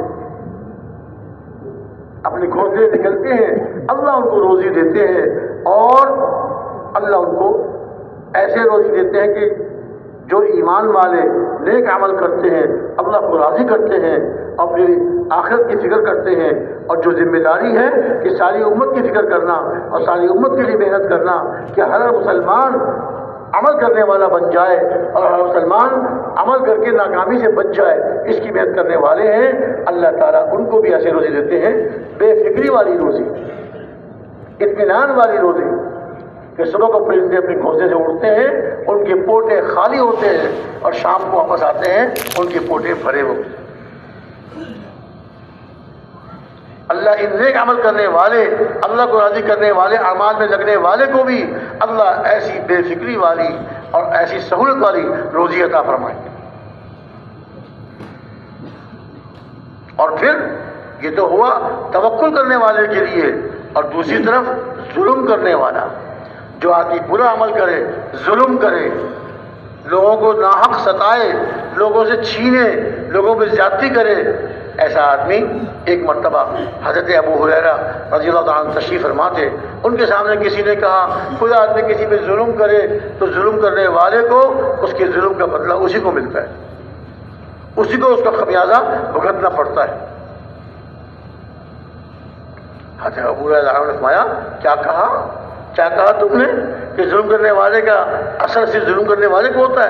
ہرگز نہیں، جو آدمی کوئی ظلم کرتا ہے تو اس کے ظلم کا اثر خود اس پر بھی ہوتا ہے، اور اس کا اثر سارے انسانوں پر حتیٰ کہ جانوروں پر پڑتا ہے، اس کے برے عمل کا اثر جانوروں پر پڑتا ہے، ظلم کا اثر جانوروں پر پڑتا ہے۔ پھر فرمایا کہ حوارہ پرندہ، یہ پرندہ ہے حوارہ، اس کا اردو میں ترجمہ ہے، اردو میں اس کا نام ہے کیا نام ہے؟ سرخاب۔ سرخاب ہمارے ملکوں میں یہ پرندہ نہیں پایا جاتا، ہمارے یہاں سرخاب نام کے پرندے کی مثالیں محاورے تو ملتے ہیں۔ بڑا خیال کر رہے ہو اس کے بھائی، بڑا خیال کر رہے ہو، بڑا اکرام کر رہے ہو، کیا اس کے سرخاب کے پر لگے ہوئے؟ محاورہ ہے، ارے کیا خاص بات ہے اس کے اندر، تم اوروں کو چھوڑ کے اس کا بہت خیال کر رہے ہو؟ جماعت میں ہی بعض دفعہ ایسا ساتھی کہتے ہیں دوسرے سے۔ تو سرخاب پرندہ ہمارے ملکوں میں، عرب ملکوں میں پایا جاتا ہے، عربی میں اس کا نام حوارہ ہے۔ تو حضرت ابو ہریرہ نے ارشاد فرمایا کہ حوارہ پرندہ وہ پرندہ ہے جو اپنے دانے دنکے کے لیے، اپنی خوراک کے لیے، اپنے دانے دنکے کے لیے اپنے گھونسلے سے نکلتا ہے اور ڈھونڈتا ہے اپنے دانے زمین پر، جہاں اس کو دانے مل جاتے ہیں وہ نیچے اترتا ہے، دانے کھاتا ہے، پیٹ بھر جاتا ہے، کھوٹا اس کا بھر جاتا ہے، پھر اڑ کے اپنے گھونسلے واپس چلا جاتا ہے۔ لیکن جب آدمی کوئی ظلم کرتا ہے، کوئی ظالم ظلم کرتا ہے، تو اس کے ظلم کا اثر سارے انسانوں پر پڑتا ہے، اور حتیٰ کہ اللہ تعالیٰ اس کے ظلم کی وجہ سے بارشیں روک دیتے ہیں۔ آسمان سے بارش نہیں برستی، آسمان سے پانی نہیں اترتا، اب جب زمین میں پانی نہیں اترتا، بارش نہیں برستی، تو زمین خشک ہو جاتی ہے، دانے دنکے نہیں اگتے، گھاس نہیں اگتی، بنجر ہو جاتی ہے زمین۔ اب یہ ہمارا پرندہ اس کے بارے میں مشہور ہے، یہ اپنے خوراک کے لیے بعض دفعہ میلوں اڑتا چلا جاتا ہے، میلوں، کئی میل۔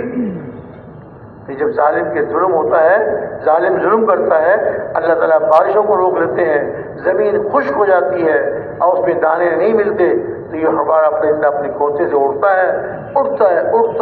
ہے، میلوں چلا جاتا ہے، اس کو دانے اور اپنی خوراک نہیں ملتی، مایوس ہو کے یہ واپس آ جاتا ہے، اپنے گھونسلے میں آ کے بیٹھ جاتا ہے، اور بیٹھے 1 دن 2 دن 3 دن وہ بیٹھا رہتا ہے بھوکا، حتیٰ کہ اسی بھوک سے یہ مر جاتا ہے۔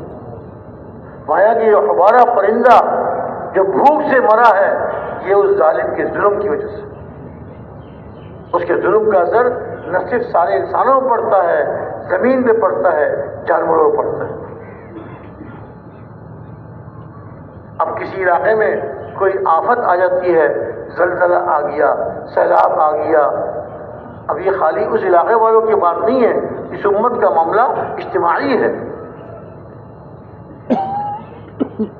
اس امت کا معاملہ اجتماعی ہے۔ جہاں بھی گناہ ہوگا اس کا اثر پوری امت پہ پڑے گا، اور جہاں بھی نیک عمل ہوگا، جہاں اللہ کے حکم پورے کیے جائیں گے، اللہ کے حکموں کو زندہ کرنے کی محنت کی جائے گی، اس کا اثر بھی ساری امت پر پڑے گا۔ قرآن شریف میں صاف ارشاد فرما دیا، اعوذ باللہ من الشیطان الرجیم، ظہر الفساد فی البر والبحر بما کسبت ایدی الناس۔ خشکی میں یا تری میں کوئی بھی خرابی، کوئی بھی اللہ کا عذاب، اللہ کی پکڑ آتی ہے، وہ لوگوں کے اپنے ہاتھوں کی کمائی، لوگوں کے اپنے برے عمل ہیں۔ اور یہ بھی اللہ تعالیٰ کوئی آفت بھیجتے ہیں، کوئی سیلاب بھیج دیا، کوئی زلزلہ آ گیا، کوئی اور مصیبت آ گئی، یہ بھی ہر گناہ پہ نہیں پکڑ کرتے اللہ تعالیٰ، کسی گناہ پر، تاکہ جو انہوں نے برے اعمال کیے ہیں ان برے اعمال میں سے کچھ کا بدلہ اللہ اس کو چکھا دے۔ اور یہ بھی اللہ کی حکمت، اللہ کی مصلحت ہے، وہ عذاب بھیجتے ہیں تاکہ ان کا رجوع اللہ کی طرف ہو جائے۔ اللہ کو بھول گئے، اللہ کے حکموں کو چھوڑ دیا، اللہ کے پیارے نبی کے طریقوں کو چھوڑ دیا، اللہ کی طرف سے پکڑ آتی ہے کہ شاید، کیونکہ جب آدمی مصیبت آتی ہے نا، جب آدمی مصیبت آتی ہے تو وہ اللہ کو یاد کرتا ہے۔ جہاں یہ زلزلہ آیا تھا نا 2005 میں، بہت سخت زلزلہ آیا تھا پاکستان میں، تو اس وقت جو جماعتیں وہاں پر تھیں انہوں نے آ کے سنایا کہ عجیب منظر تھا، توبہ توبہ، اور لوگ اپنے گھروں سے باہر نکل آئے تھے اور چیخ رہے تھے، رو رہے تھے، چلا رہے تھے، اور جانور چیخ رہے تھے، پرندے ہوا میں اڑ رہے تھے، وہ چیخ رہے تھے، عورتیں جناب چیخ رہی ہیں، ہائے اللہ ہائے اللہ ہائے اللہ جی ہائے اللہ جی۔ زمین ہل رہی تھی، زمین پھٹ رہی تھی، اس کے اندر گھر اور انسان اس کے اندر جا رہے تھے، بڑے آفت آئی تھی۔ تو انسان کی کمزوری ہے، جب اسے مصیبت آتی ہے تو اللہ کو یاد کرتا ہے، جو اللہ کو یاد نہ کرنے والا وہ بھی اللہ کو یاد کرتا ہے۔ ارشاد فرمایا کہ ان کے کچھ اعمال کا بدلہ ان کو دنیا میں چکھاتے ہیں، تو مصیبت بھیجتے ہیں تاکہ اللہ کی طرف رجوع کر لے، اپنی بری زندگی سے توبہ کر لے، گناہوں والی زندگی سے باز آ جائیں اور نیک لوگ بن جائیں۔ تو میرے بھائی دوستوں بزرگوں، کامیابی اللہ تعالیٰ کی طرف سے عطا ہوتی ہے، اور جو اپنی زندگی بناتا ہے، دین پر چلتا ہے، اللہ اسے کامیاب پاتا ہے۔ دین کو چھوڑ کر جتنا چاہے جمع کر لیا، اس کو تو کبھی کامیاب نہیں ہو سکتا، اور کبھی جب وہ سکون سے نہیں رہ سکتا، اللہ تعالیٰ اس کے دل سے سکون نکال دے۔ سب کچھ کے ہونے کے باوجود سکون نہیں ہوتا۔ اپنے بڑی کوٹھی میں، بڑے آرام دہ کمرے میں، آرام دہ بستر پہ لیٹا ہوا ہے، نیند نہیں آ رہی، نیند تو اللہ کی طرف سے آتی ہے، خود آدمی نیند کو کھینچ کے نہیں لا سکتا، کروٹیں بدل رہا ہے، نیند نہیں آ رہی۔ عمل بگڑے زندگی بگڑی، عمل بنے زندگی بنی۔ دوسرے اپنے مسلمان بھائیوں کی فکر کی، کہتے ہیں کہ والذین جاہدوا فینا لنہدینہم سبلنا، جو لوگ ہمارے راہ میں جد و جہد کرتے ہیں، محنت کرتے ہیں۔ ہمارے حاجی عبد الوہاب صاحب رحمۃ اللہ علیہ فرمایا کرتے تھے کہ حضرت مولانا الیاس صاحب رحمۃ اللہ علیہ کی بات سنی انہوں نے، ان کے قول نقل کرتے تھے کہ اللہ تعالیٰ نے ارشاد فرمایا کہ البتہ ضرور بضرور اپنے راستوں کی ہدایت کا، اللہ تعالیٰ کی طرف سے ایک راستے کی ہدایت مل جائے تو انسانوں کے لیے کافی ہے، اور یہاں تو راستوں کی ہدایت کا وعدہ ہے۔ یہ وعدہ کس کے لیے ہے؟ یہ محنت کرنے والوں کے لیے، جو لوگوں میں اللہ کے دین کو زندہ کرنے کی، اللہ کے احکامات کو زندہ کرنے کی، پیارے نبی صلی اللہ علیہ وسلم کے طریقوں کو لوگوں کی زندگیوں میں آ جائیں اور لوگ اس کے مطابق چلنے والے بن جائیں، غیروں کی زندگی سے توبہ کر لے، غیروں کے لباس سے توبہ کر لے، اور سنت والی زندگی کو محبوب بنا لیں، اپنے پیارے نبی کو محبوب بنا لیں، ان کی زندگی کو محبوب بنا لیں، تو اللہ تعالیٰ ان کی زندگیوں کو بنا دیں۔ اپنی بھی فکر کر رہا ہے اور دوسرے مسلمان بھائیوں کی فکر کر رہا ہے۔ یہ اس امت کی ذمہ داری، اس امت کی ذمہ داری ہے۔ صحابہ کرام رضی اللہ تعالیٰ عنہم اجمعین نے اپنی ذمہ داری کو سمجھا، اس کو ذمہ داری کو پورا کرنے والے بنے۔ اللہ نے ان کی دنیا ہی بنا دی، آخرت ہی بنا دی۔ قدم قدم پہ اللہ کی مدد ہے ان کے ساتھ، قدم قدم پہ اللہ کی مدد ہے ان کے ساتھ، اور ان کی ضرورتوں کو پورا کرنے والے اللہ تعالیٰ۔ صحابہ کا لشکر پہنچا افریقہ کے جنگل میں، پڑاؤ ڈالا ہوا تھا۔ اب جنگل میں کھانے پینے کا سامان کہاں سے ملے گا؟ تو جن بھائیوں کو خدمت کے لیے مقرر کیا ہوا تھا، کتابوں سے واقعات پڑھ کے ایسا معلوم ہوتا ہے کہ جس طرح اب ہم آج جماعتوں میں جاتے ہیں نا، ہمارے 12 ساتھی ہیں، 2 ساتھی خدمت میں لگ گئے، 10 ساتھی اپنے گشتوں میں، ملاقاتوں میں، دعوت دینے میں، مختلف اعمال میں مشغول ہیں، اور یہ 2 ساتھی پوری جماعت کا کھانا تیار کرنے میں لگ جاتے ہیں۔ ایسے صحابہ میں ہوتا ہوگا۔ 2 صحابہ، 2 یا 3 جتنے بھی تھے، وہ نکلے پورے لشکر کے کھانے کا انتظام کرنے کے لیے جنگل میں۔ یا کہاں سے کھانے کا انتظام ہوگا؟ کیا کرے بھائی، ہماری خدمت کی باری آ گئی، کیا خدمت کرے، کیسے خدمت کرے؟ کہنے لگے ہم کسی سے پوچھتے ہیں، مقامی آدمی سے پوچھتے ہیں، یہاں اس جنگل میں کوئی حلال جانور ہے، کوئی ہرن، کوئی نیل گائے، کوئی اور حلال جانور، ہم ان کو شکار کر لیں، ان کو شکار کر لیں اور شکار کر کے ان کا گوشت بنا کر اپنے لشکر کے کھانے کا انتظام کریں۔ یہ نکلے خدمت والے، ان کو ایک مقامی آدمی نظر آیا، مسلمان نہیں تھا، وہ غیر مسلم تھا، مقامی آدمی نظر آیا، اس کے پاس گئے، اس سے پوچھا کہ بھائی اس جنگل میں کوئی حلال جانور ہے؟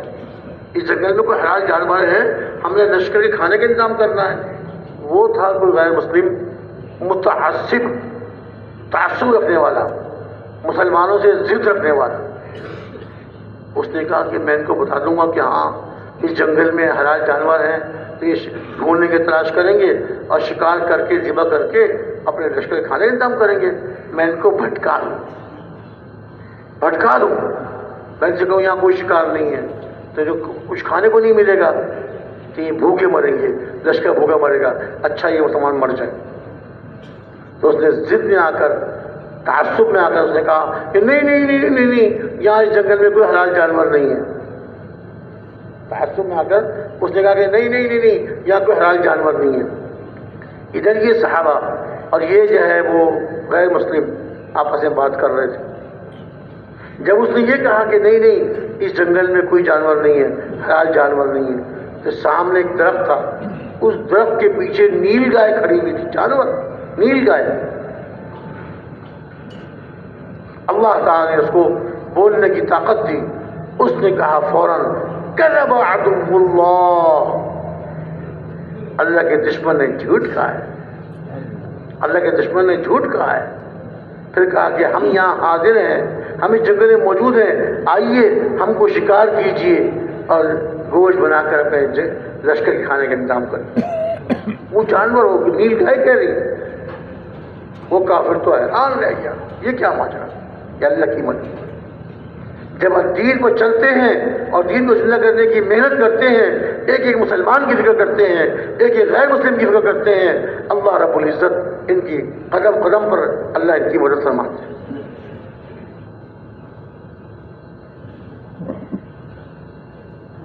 اور یہی حضرت عقبہ بن نافع رحمۃ اللہ علیہ تابعی ہیں، جب مدینہ سے نکلے ایک ملک دوسرا ملک تیسرا ملک محنت کرتے تھے، اللہ وہاں اسلام کو زندہ کرتے تھے، لوگ اسلام میں داخل ہو جاتے، پھر ان کو دین سکھاتے اور ان کو دین کی محنت کرنے والا بناتے۔ جب وہاں سب مسلمان ہو گئے، محنت کرنے والے بن گئے، اب یہ ایک دن 2 دن تھوڑی ہوتا ہے، اللہ کو معلوم ہے کتنے مہینے لگے یا کتنے سال لگے ایک ملک کے بدلنے میں۔ عام طور سے جو آدمی دین پر چلتا ہے، چاہے کسی مذہب سے تعلق رکھتا ہو، وہ کیا کہتا ہے؟ میں مر جاؤں گا، جان دے دوں گا، اپنا مذہب نہیں چھوڑوں۔ جان دینے کے لیے تیار ہو جاتا ہے، مذہب نہیں چھوڑوں گا. لیکن صحابہ کی محنتیں اور ان کی محنتوں کے ساتھ اللہ کی مدد ہے.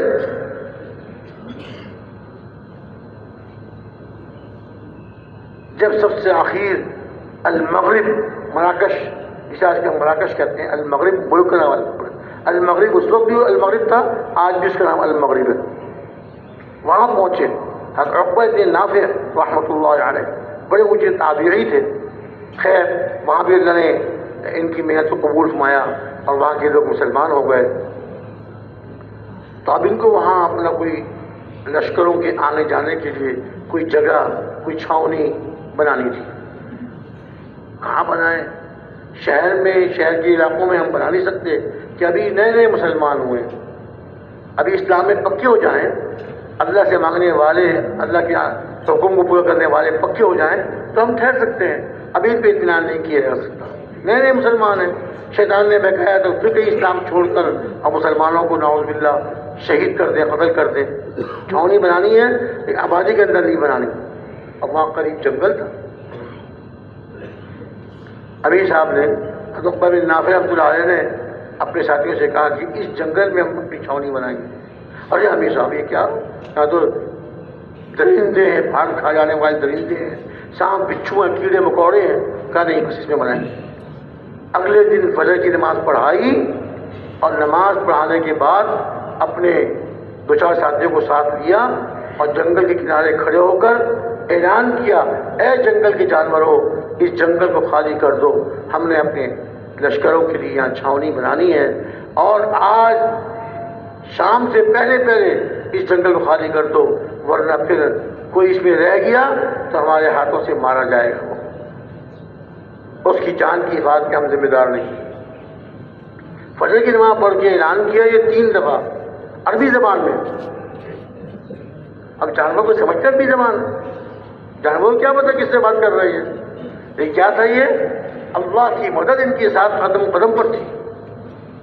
یہ ایک سبب اختیار کیا، بھائی ہمارا کام جتنا ہم کر سکتے ہیں وہ ہم کریں گے، باقی اللہ کا کام ہے، اللہ اس کے انتظام کرے.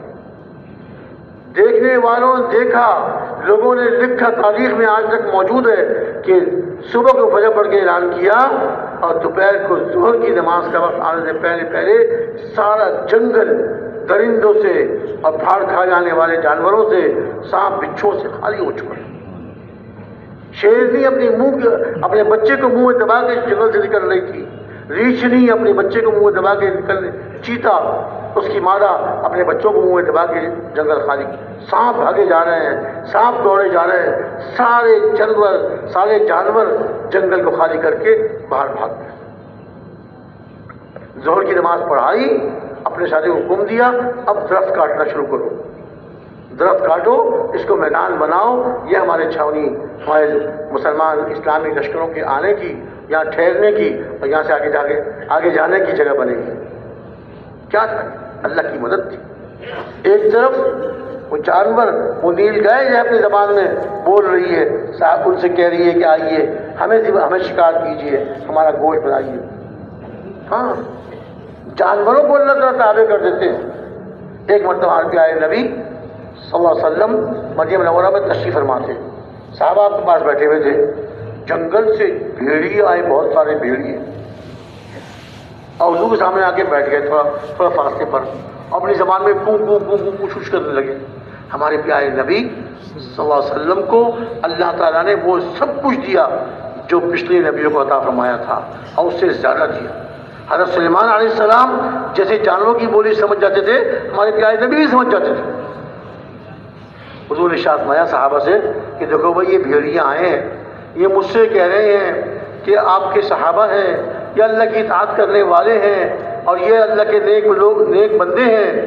ہمارا اللہ تعالیٰ نے بکریوں میں رزق رکھا ہے، اللہ تعالیٰ نے ہمارا رزق بکریوں میں رکھا ہے. اب صحابہ کی بکریاں، ہمارا دل نہیں چاہتا کہ صحابہ کی بکری کو اٹھا کر لے جائیں، پھاڑ کے ہم کھا لیں. صحابہ کی بکریاں، یا رسول اللہ اپنے صحابہ سے ارشاد فرمائیے کہ ہمارے لیے حصہ مقرر کر دیں، ہمارے لیے حصہ مقرر کر دے. آج بھیڑیے آئیں گے، فلاں صحابی کی ریوڑ میں سے 2 بکریاں ان کو دے دیں گے. کل آئیں گے، فلاں صحابی کے ریوڑ میں سے 2 بکریاں ان کو دے دیں گے. ہمارا حصہ مقرر کر دیں، ہم وہی پھاڑ کھائیں گے، اس کے علاوہ کسی بکری کو ہاتھ نہیں لگائیں گے۔ اب ایسا ہوتا تھا کہ بھئی چرواہا چلا رہا ہے بکریوں کو، جنگل سے بھیڑیا آیا، ایک بکری کو پکڑا اور لے کے جنگل میں بھاگ کیا، پھاڑا، اس کو ٹکڑے ٹکڑے کیے، کھا گیا، اور بھیڑیوں نے مل کے کھا لیا۔ اب حضور نے ارشاد فرمایا صحابہ سے، بولو بھائی کس طرح مقرر کرو گے؟ صحابہ نے آپس میں بات چیت کی، یا رسول اللہ بکری بچہ جنتی ہے، چھوٹا سا منا سا ہوتا ہے، اس کو ہم پالتے ہیں، بڑا کرتے ہیں، بڑی محبت ہو جاتی ہے اس سے۔ اب جب وہ بڑا ہو گیا تو اپنے ہاتھوں سے ہم بھیڑی کے حوالے کرتے، یہ تو ہمارا دل نہیں مانے گا۔ اپنے ہاتھوں سے پالے ہوئے بکری کے بچے کو جو بڑا ہو گیا، بکری بن گیا، اس کو ہم بھیڑی کو دے دیں، رسول اللہ ہمارا دل نہیں مانے گا یہ تو حضور مسکرائے اور پھر بھیڑیوں سے کہا کہ بھائی، صحابہ سے کہا اپنی بکریوں کی تم خود حفاظت کرو، اور بھیڑیوں سے کہا تم اپنا گاؤں مال لیا کرو، جو تمہیں بکری مل جائے کر لے جایا کرو، تمہیں اجازت ہے۔ اب وہ بھیڑیے اتنے خوش ہوئے، اب ہم اگر ان کی بکری لے جائیں گے تو ہمیں افسوس نہیں ہوگا کہ ہم بغیر اجازت بکری کی لے گئے، ہمیں تو صحابہ نے اجازت دے دی، حضور نے اجازت دے دی۔ اب کو خوشی میں جائے آوازیں نکالتے ہوئے جنگل میں چلے گئے۔ اللہ تعالیٰ انسان تو انسان، جانوروں میں اللہ تعالیٰ ہمدردی ڈال دیتے ہیں، جانوروں میں ہمدردی ڈال دیتے ہیں۔ اللہ تعالیٰ دنیا بھی بناتے ہیں، آخرت بھی بناتے ہیں۔ میرا شروع سے یہ جملہ تھا، جو دین پر چلنے والے ہیں اللہ ان کی دنیا بھی بناتے ہیں، آخرت بھی بناتے ہیں۔ آج دین اور دین کی محنت کو چھوڑ کر ہم نے اپنے پاؤں پہ خود کلاڑی ماری، اپنا نقصان خود کیا، اپنی دنیا بھی بگاڑی، اپنی آخرت بھی بگاڑی۔ نا دلوں سے اللہ سکون نکال دیتے ہیں، سب کچھ ہے، بڑی کوٹھی ہے، کار بڑی قیمتی ہے، ڈرائیور ہے، گارڈ ہے، چوکیدار ہے، اور سب کچھ ہے، لیکن اب سکون نہیں، گھر میں ہے پریشان۔ اور ایک غریب آدمی محنت مزدوری کرتا ہے، شام کو اپنے چھوٹے سے گھر میں آتا ہے، بچوں کو دیکھتا ہے، بچے آ کے لپٹ جاتے ہیں، بچوں کو پیار کرتا ہے، دن بھر کی تھکن ساری دور ہے، بیوی خدمت کر رہی ہے، روٹی پکا رہی ہے، کھانا تیار کر رہی ہے، بیوی کو دیکھ کے خوش ہوتا ہے، وہ کھانا لا کے سامنے رکھتی ہے، ماں باپ بچے مل کے کھانا کھاتے ہیں، اللہ کا شکر ادا کرتے ہیں، رات عشاء کی نماز پڑھ کے اب سونے کے لیٹ جاتے ہیں، میٹھی نیند سوتے ہیں، صبح کو اٹھتے ہیں حشاش پشاش، کوئی تکان نہیں۔ یہ کیا ہے؟ اللہ تعالیٰ کی طرف سے سکون اترتا ہے، اللہ نے سکون اتار دیا۔ چھوٹے سے گھر میں چھوٹے سے کنبے کے ساتھ خوش و خرم کامیابی کی زندگی گزار رہا ہے۔ یہ دین پر چلنے میں ملتا ہے اور دین کی محنت کرنے میں ملتا ہے۔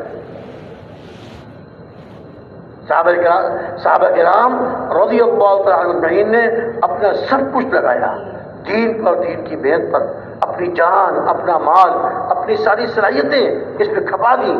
اللہ نے ان کو چمکایا، اللہ نے ان کو چمکایا، نہ صرف ان کو چمکایا، ان کی اولادوں کو چمکایا، ان کے خاندانوں کو چمکایا، اور اللہ تعالیٰ نے دنیا میں بھی چمکایا، اور آخرت میں تو اللہ نے ایسا اعزاز دیا کہ وہ انعام جو اللہ تعالیٰ جنت والوں کو جنت میں عطا فرمائیں گے، وہ صحابہ کو اللہ تعالیٰ نے دنیا میں عطا فرما دیا۔ رضی اللہ عنہم ورضوا عنہ، اللہ ان سے راضی ہو گئے اور یہ اللہ سے راضی ہو گئے۔ لیکن یہ صحابہ کے ساتھ یہ دروازہ بند نہیں ہوا۔ جس طرح صحابہ محنت کرنے والے تھے، اعمال کرنے والے اور دین کی محنت کرنے والے، ایسے آج بھی امت کے جو افراد، امت کا جو طبقہ، امت کا جو حصہ محنت کرے گا صحابہ کے طرز پر، حضور کے ارشاد پر، اللہ تعالیٰ ان کو بھی ایسی چمکائیں گے، ان کی نسلوں کو اللہ چمکائیں گے جس طرح صحابہ کی نسلوں کو اللہ نے چمکایا۔ فرعون جو اللہ کا نافرمان، قارون اللہ کا نافرمان، نمرود، آج مسلمان تو مسلمان، کوئی کافر بھی ان کے نام رکھنے کے لیے تیار نہیں۔ اپنے بچے کا نام کوئی فرعون نہیں رکھتا، کوئی نمرود نہیں رکھتا۔ بڑے بڑے جو غیر مسلم ہیں، مالدار ہیں، ان کے نام تو رکھ لیں گے، لیکن فرعون نام کوئی نہیں رکھتا۔ اللہ نے ایسا ذلیل کیا، دنیا میں بھی ذلیل، آخرت میں بھی ذلیل۔ اور دین پر چلنے والے، دین کی محنت کرنے والے، دنیا میں بھی عزت، دنیا میں بھی کامیابی، اور آخرت میں ہمیشہ کی عزت، آخرت میں ہمیشہ کی کامیابی۔ یہ یقین کر لیں، دل میں بٹھا لیں کہ کامیاب فرمائیں گے، ضرور فرمائیں گے۔ ہم ان طریقوں پہ آ جائیں، ان اعمال پہ آ جائیں، ان کے زندہ کرنے کی محنت کرنے والے بن جائیں، ان طریقوں کے محنت کرنے والے بن جائیں۔ قصور تو اپنا ہی ہے، جب ہم دین پر نہیں چلیں گے، وہ محنت نہیں کریں گے، پھر اللہ تعالیٰ کی طرف سے عذاب آئیں گے، مصیبتیں آئیں گی، تکلیفیں آئیں گی، اور دل سے سکون نکال دیا جائے گا۔ گھر ہوتے ہوئے، کاروبار ہوتے ہوئے، سب کچھ ہوتے ہوئے دل مطمئن نہیں، اپنی اولاد سے ڈر رہا ہے، کہیں یہ میرا بچہ اپنی ماں کے ساتھ مل کے مجھے قتل نہ کر دے۔ ہاں، کیا زندگی اس کی، کیا سکون، اپنے گھر میں آ کے خوف میں۔ یہ جو میری اتنی دولت ہے، یہ بچے، میرے بچے اس دولت کے راج ٹپکا رہے ہیں، ماں کو اپنے ساتھ ملا کر مجھے قتل کر دیں گے اور میری ساری دولت کا قبضہ کر دیں گے۔ ابھی دولت کس کروں گی؟ جب آدمی کو اپنے گھر میں سکون نہیں ہے اور ہر وقت جو ہے وہ خوف میں رہتا ہے، نیند سکون کی نہیں آتی، دنیا بھی تباہ، آخرت بھی تباہ۔ میرے بھائی دوستوں بزرگوں، اللہ رب العزت نے اس امت کو ذمہ دار بنایا ہے۔ یہ امت ذمہ دار ہے، ہر مسلمان ذمہ دار ہے پوری امت کا۔ ہم سب جتنے یہاں بیٹھے ہوئے ہیں، ہم سب میں سے ہر ایک اللہ کے دین کی محنت کرنے کے ذمہ دار۔ کنتم خیر امۃ اخرجت للناس تأمرون بالمعروف وتنہون عن المنکر تؤمنون باللہ۔ تم بہترین امت ہو، تم بہترین امت ہو، لوگوں کی نفع رسانی کے لیے، لوگوں کو نفع پہنچانے کے لیے نکالے گئے ہو، اچھی بات کا حکم کرتے ہو، بری بات سے روکتے ہو، اور خود اللہ پر ایمان رکھتے ہو۔ حضرت عمر رضی اللہ عنہ نے ارشاد فرمایا، اگر امت یہ چاہے کہ وہ خیر امت بن جائے، ساری امتوں میں بہترین امت بن جائے، تو امت کو چاہیے وہ اعمال کرے جو اللہ تعالیٰ نے اس آیت میں ارشاد فرمائے، امر بالمعروف نہی عن المنکر ایمان باللہ۔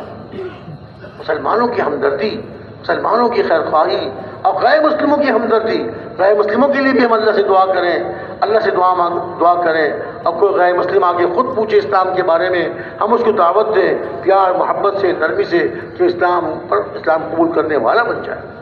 دل تو اللہ کھولیں گے، اس کا دل تو اللہ کھولیں گے، لیکن ہماری تھوڑی سی محنت ہو جائے گی، تھوڑی سی دعوت دینا ہو جائے گا، اللہ اس کے دل کو کھول دیں گے، اور ہمارے لیے اس کی زندگی بھر کے اعمال کا ثواب اللہ ہمارے اعمال نامے میں لکھے، اللہ تعالیٰ اس کے زندگی بھر کے اعمال کا ثواب ہمارے اعمال نامے میں۔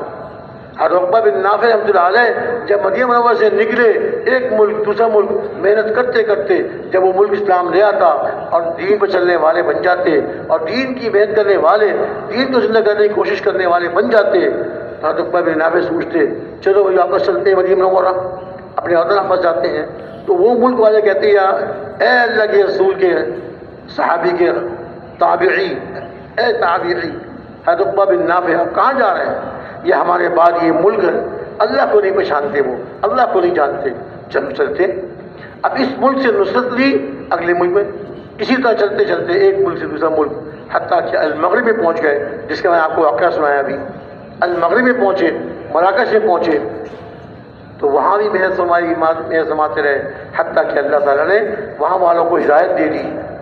محنت کا پہلا جو اللہ تعالیٰ انعام دیتے ہیں کہ جن میں محنت کی ہے، اللہ ان کو ہدایت دیتے ہیں، محنت کرنے والوں کو ہدایت دیتے ہیں، اور ان کی محنتوں کو قبول فرما کر اللہ تعالیٰ دوسرے لوگوں کو ہدایت دیتے ہیں۔ ان کی زندگی بھر کے اعمال کا ثواب اللہ تعالیٰ سے محنت کرنے والے کو عطا فرماتے ہیں۔ حضرت عقبہ بن نافع جب وہاں سارا اسلام زندہ ہو گیا، لوگ کلمہ پڑھ کے مسلمان ہو گئے اور دین کی محنت کرنے والے بن گئے، اب لوگوں نے بتایا کہ اے عقبہ بن نافع، اب زمین ختم ہو گئی، اب آگے سمندر ہی سمندر ہے، پانی پانی۔ اگرچہ اس المغرب مراکش کے ملک کے بعد بر اعظم امریکہ ہے سمندروں کے بعد، لیکن اس زمانے تک امریکہ دریافت نہیں ہوا تھا۔ لوگ یہ سمجھتے تھے کہ بس یہاں اب زمین ختم ہو گئی، خشکی ختم، اب پانی پانی۔ زمین سے کہا کہ آگے اب کوئی خشکی نہیں ہے، انسان ہے ہی نہیں، خشکی نہیں ہے۔ حضرت عقبہ بن نافع رحمۃ اللہ علیہ اپنے گھوڑے پہ سوار ہوئے، اس کو سمندر کی طرف چلایا اور اس کو سمندر میں داخل کر دیا۔ سمندر کی لہریں گھوڑے کے پاؤں سے ٹکرانے لگیں، اور آگے بڑھایا، گھوڑے کے گھٹنوں تک لہریں آنے لگیں، حتیٰ کہ گھوڑے کے سینے تک، گھوڑے کا سینہ اور منہ اس کا ایک سطح پہ ہوتا ہے، اس کے منہ تک سینے تک پانی آ گیا سمندر کا۔ پھر دعا کی، اللہ کی طرف متوجہ ہوئے اور دعا کی کہ اے اللہ، یہ لوگ یہ کہتے ہیں کہ آپ کی زمین ختم ہو گئی، اگر مجھے معلوم ہوتا کہ یہ جو پانی ہے سمندر ہے اس کے بعد بھی خشکی ہے اور تیرے بندے وہاں آباد ہیں، تو یہ سمندر میرا راستہ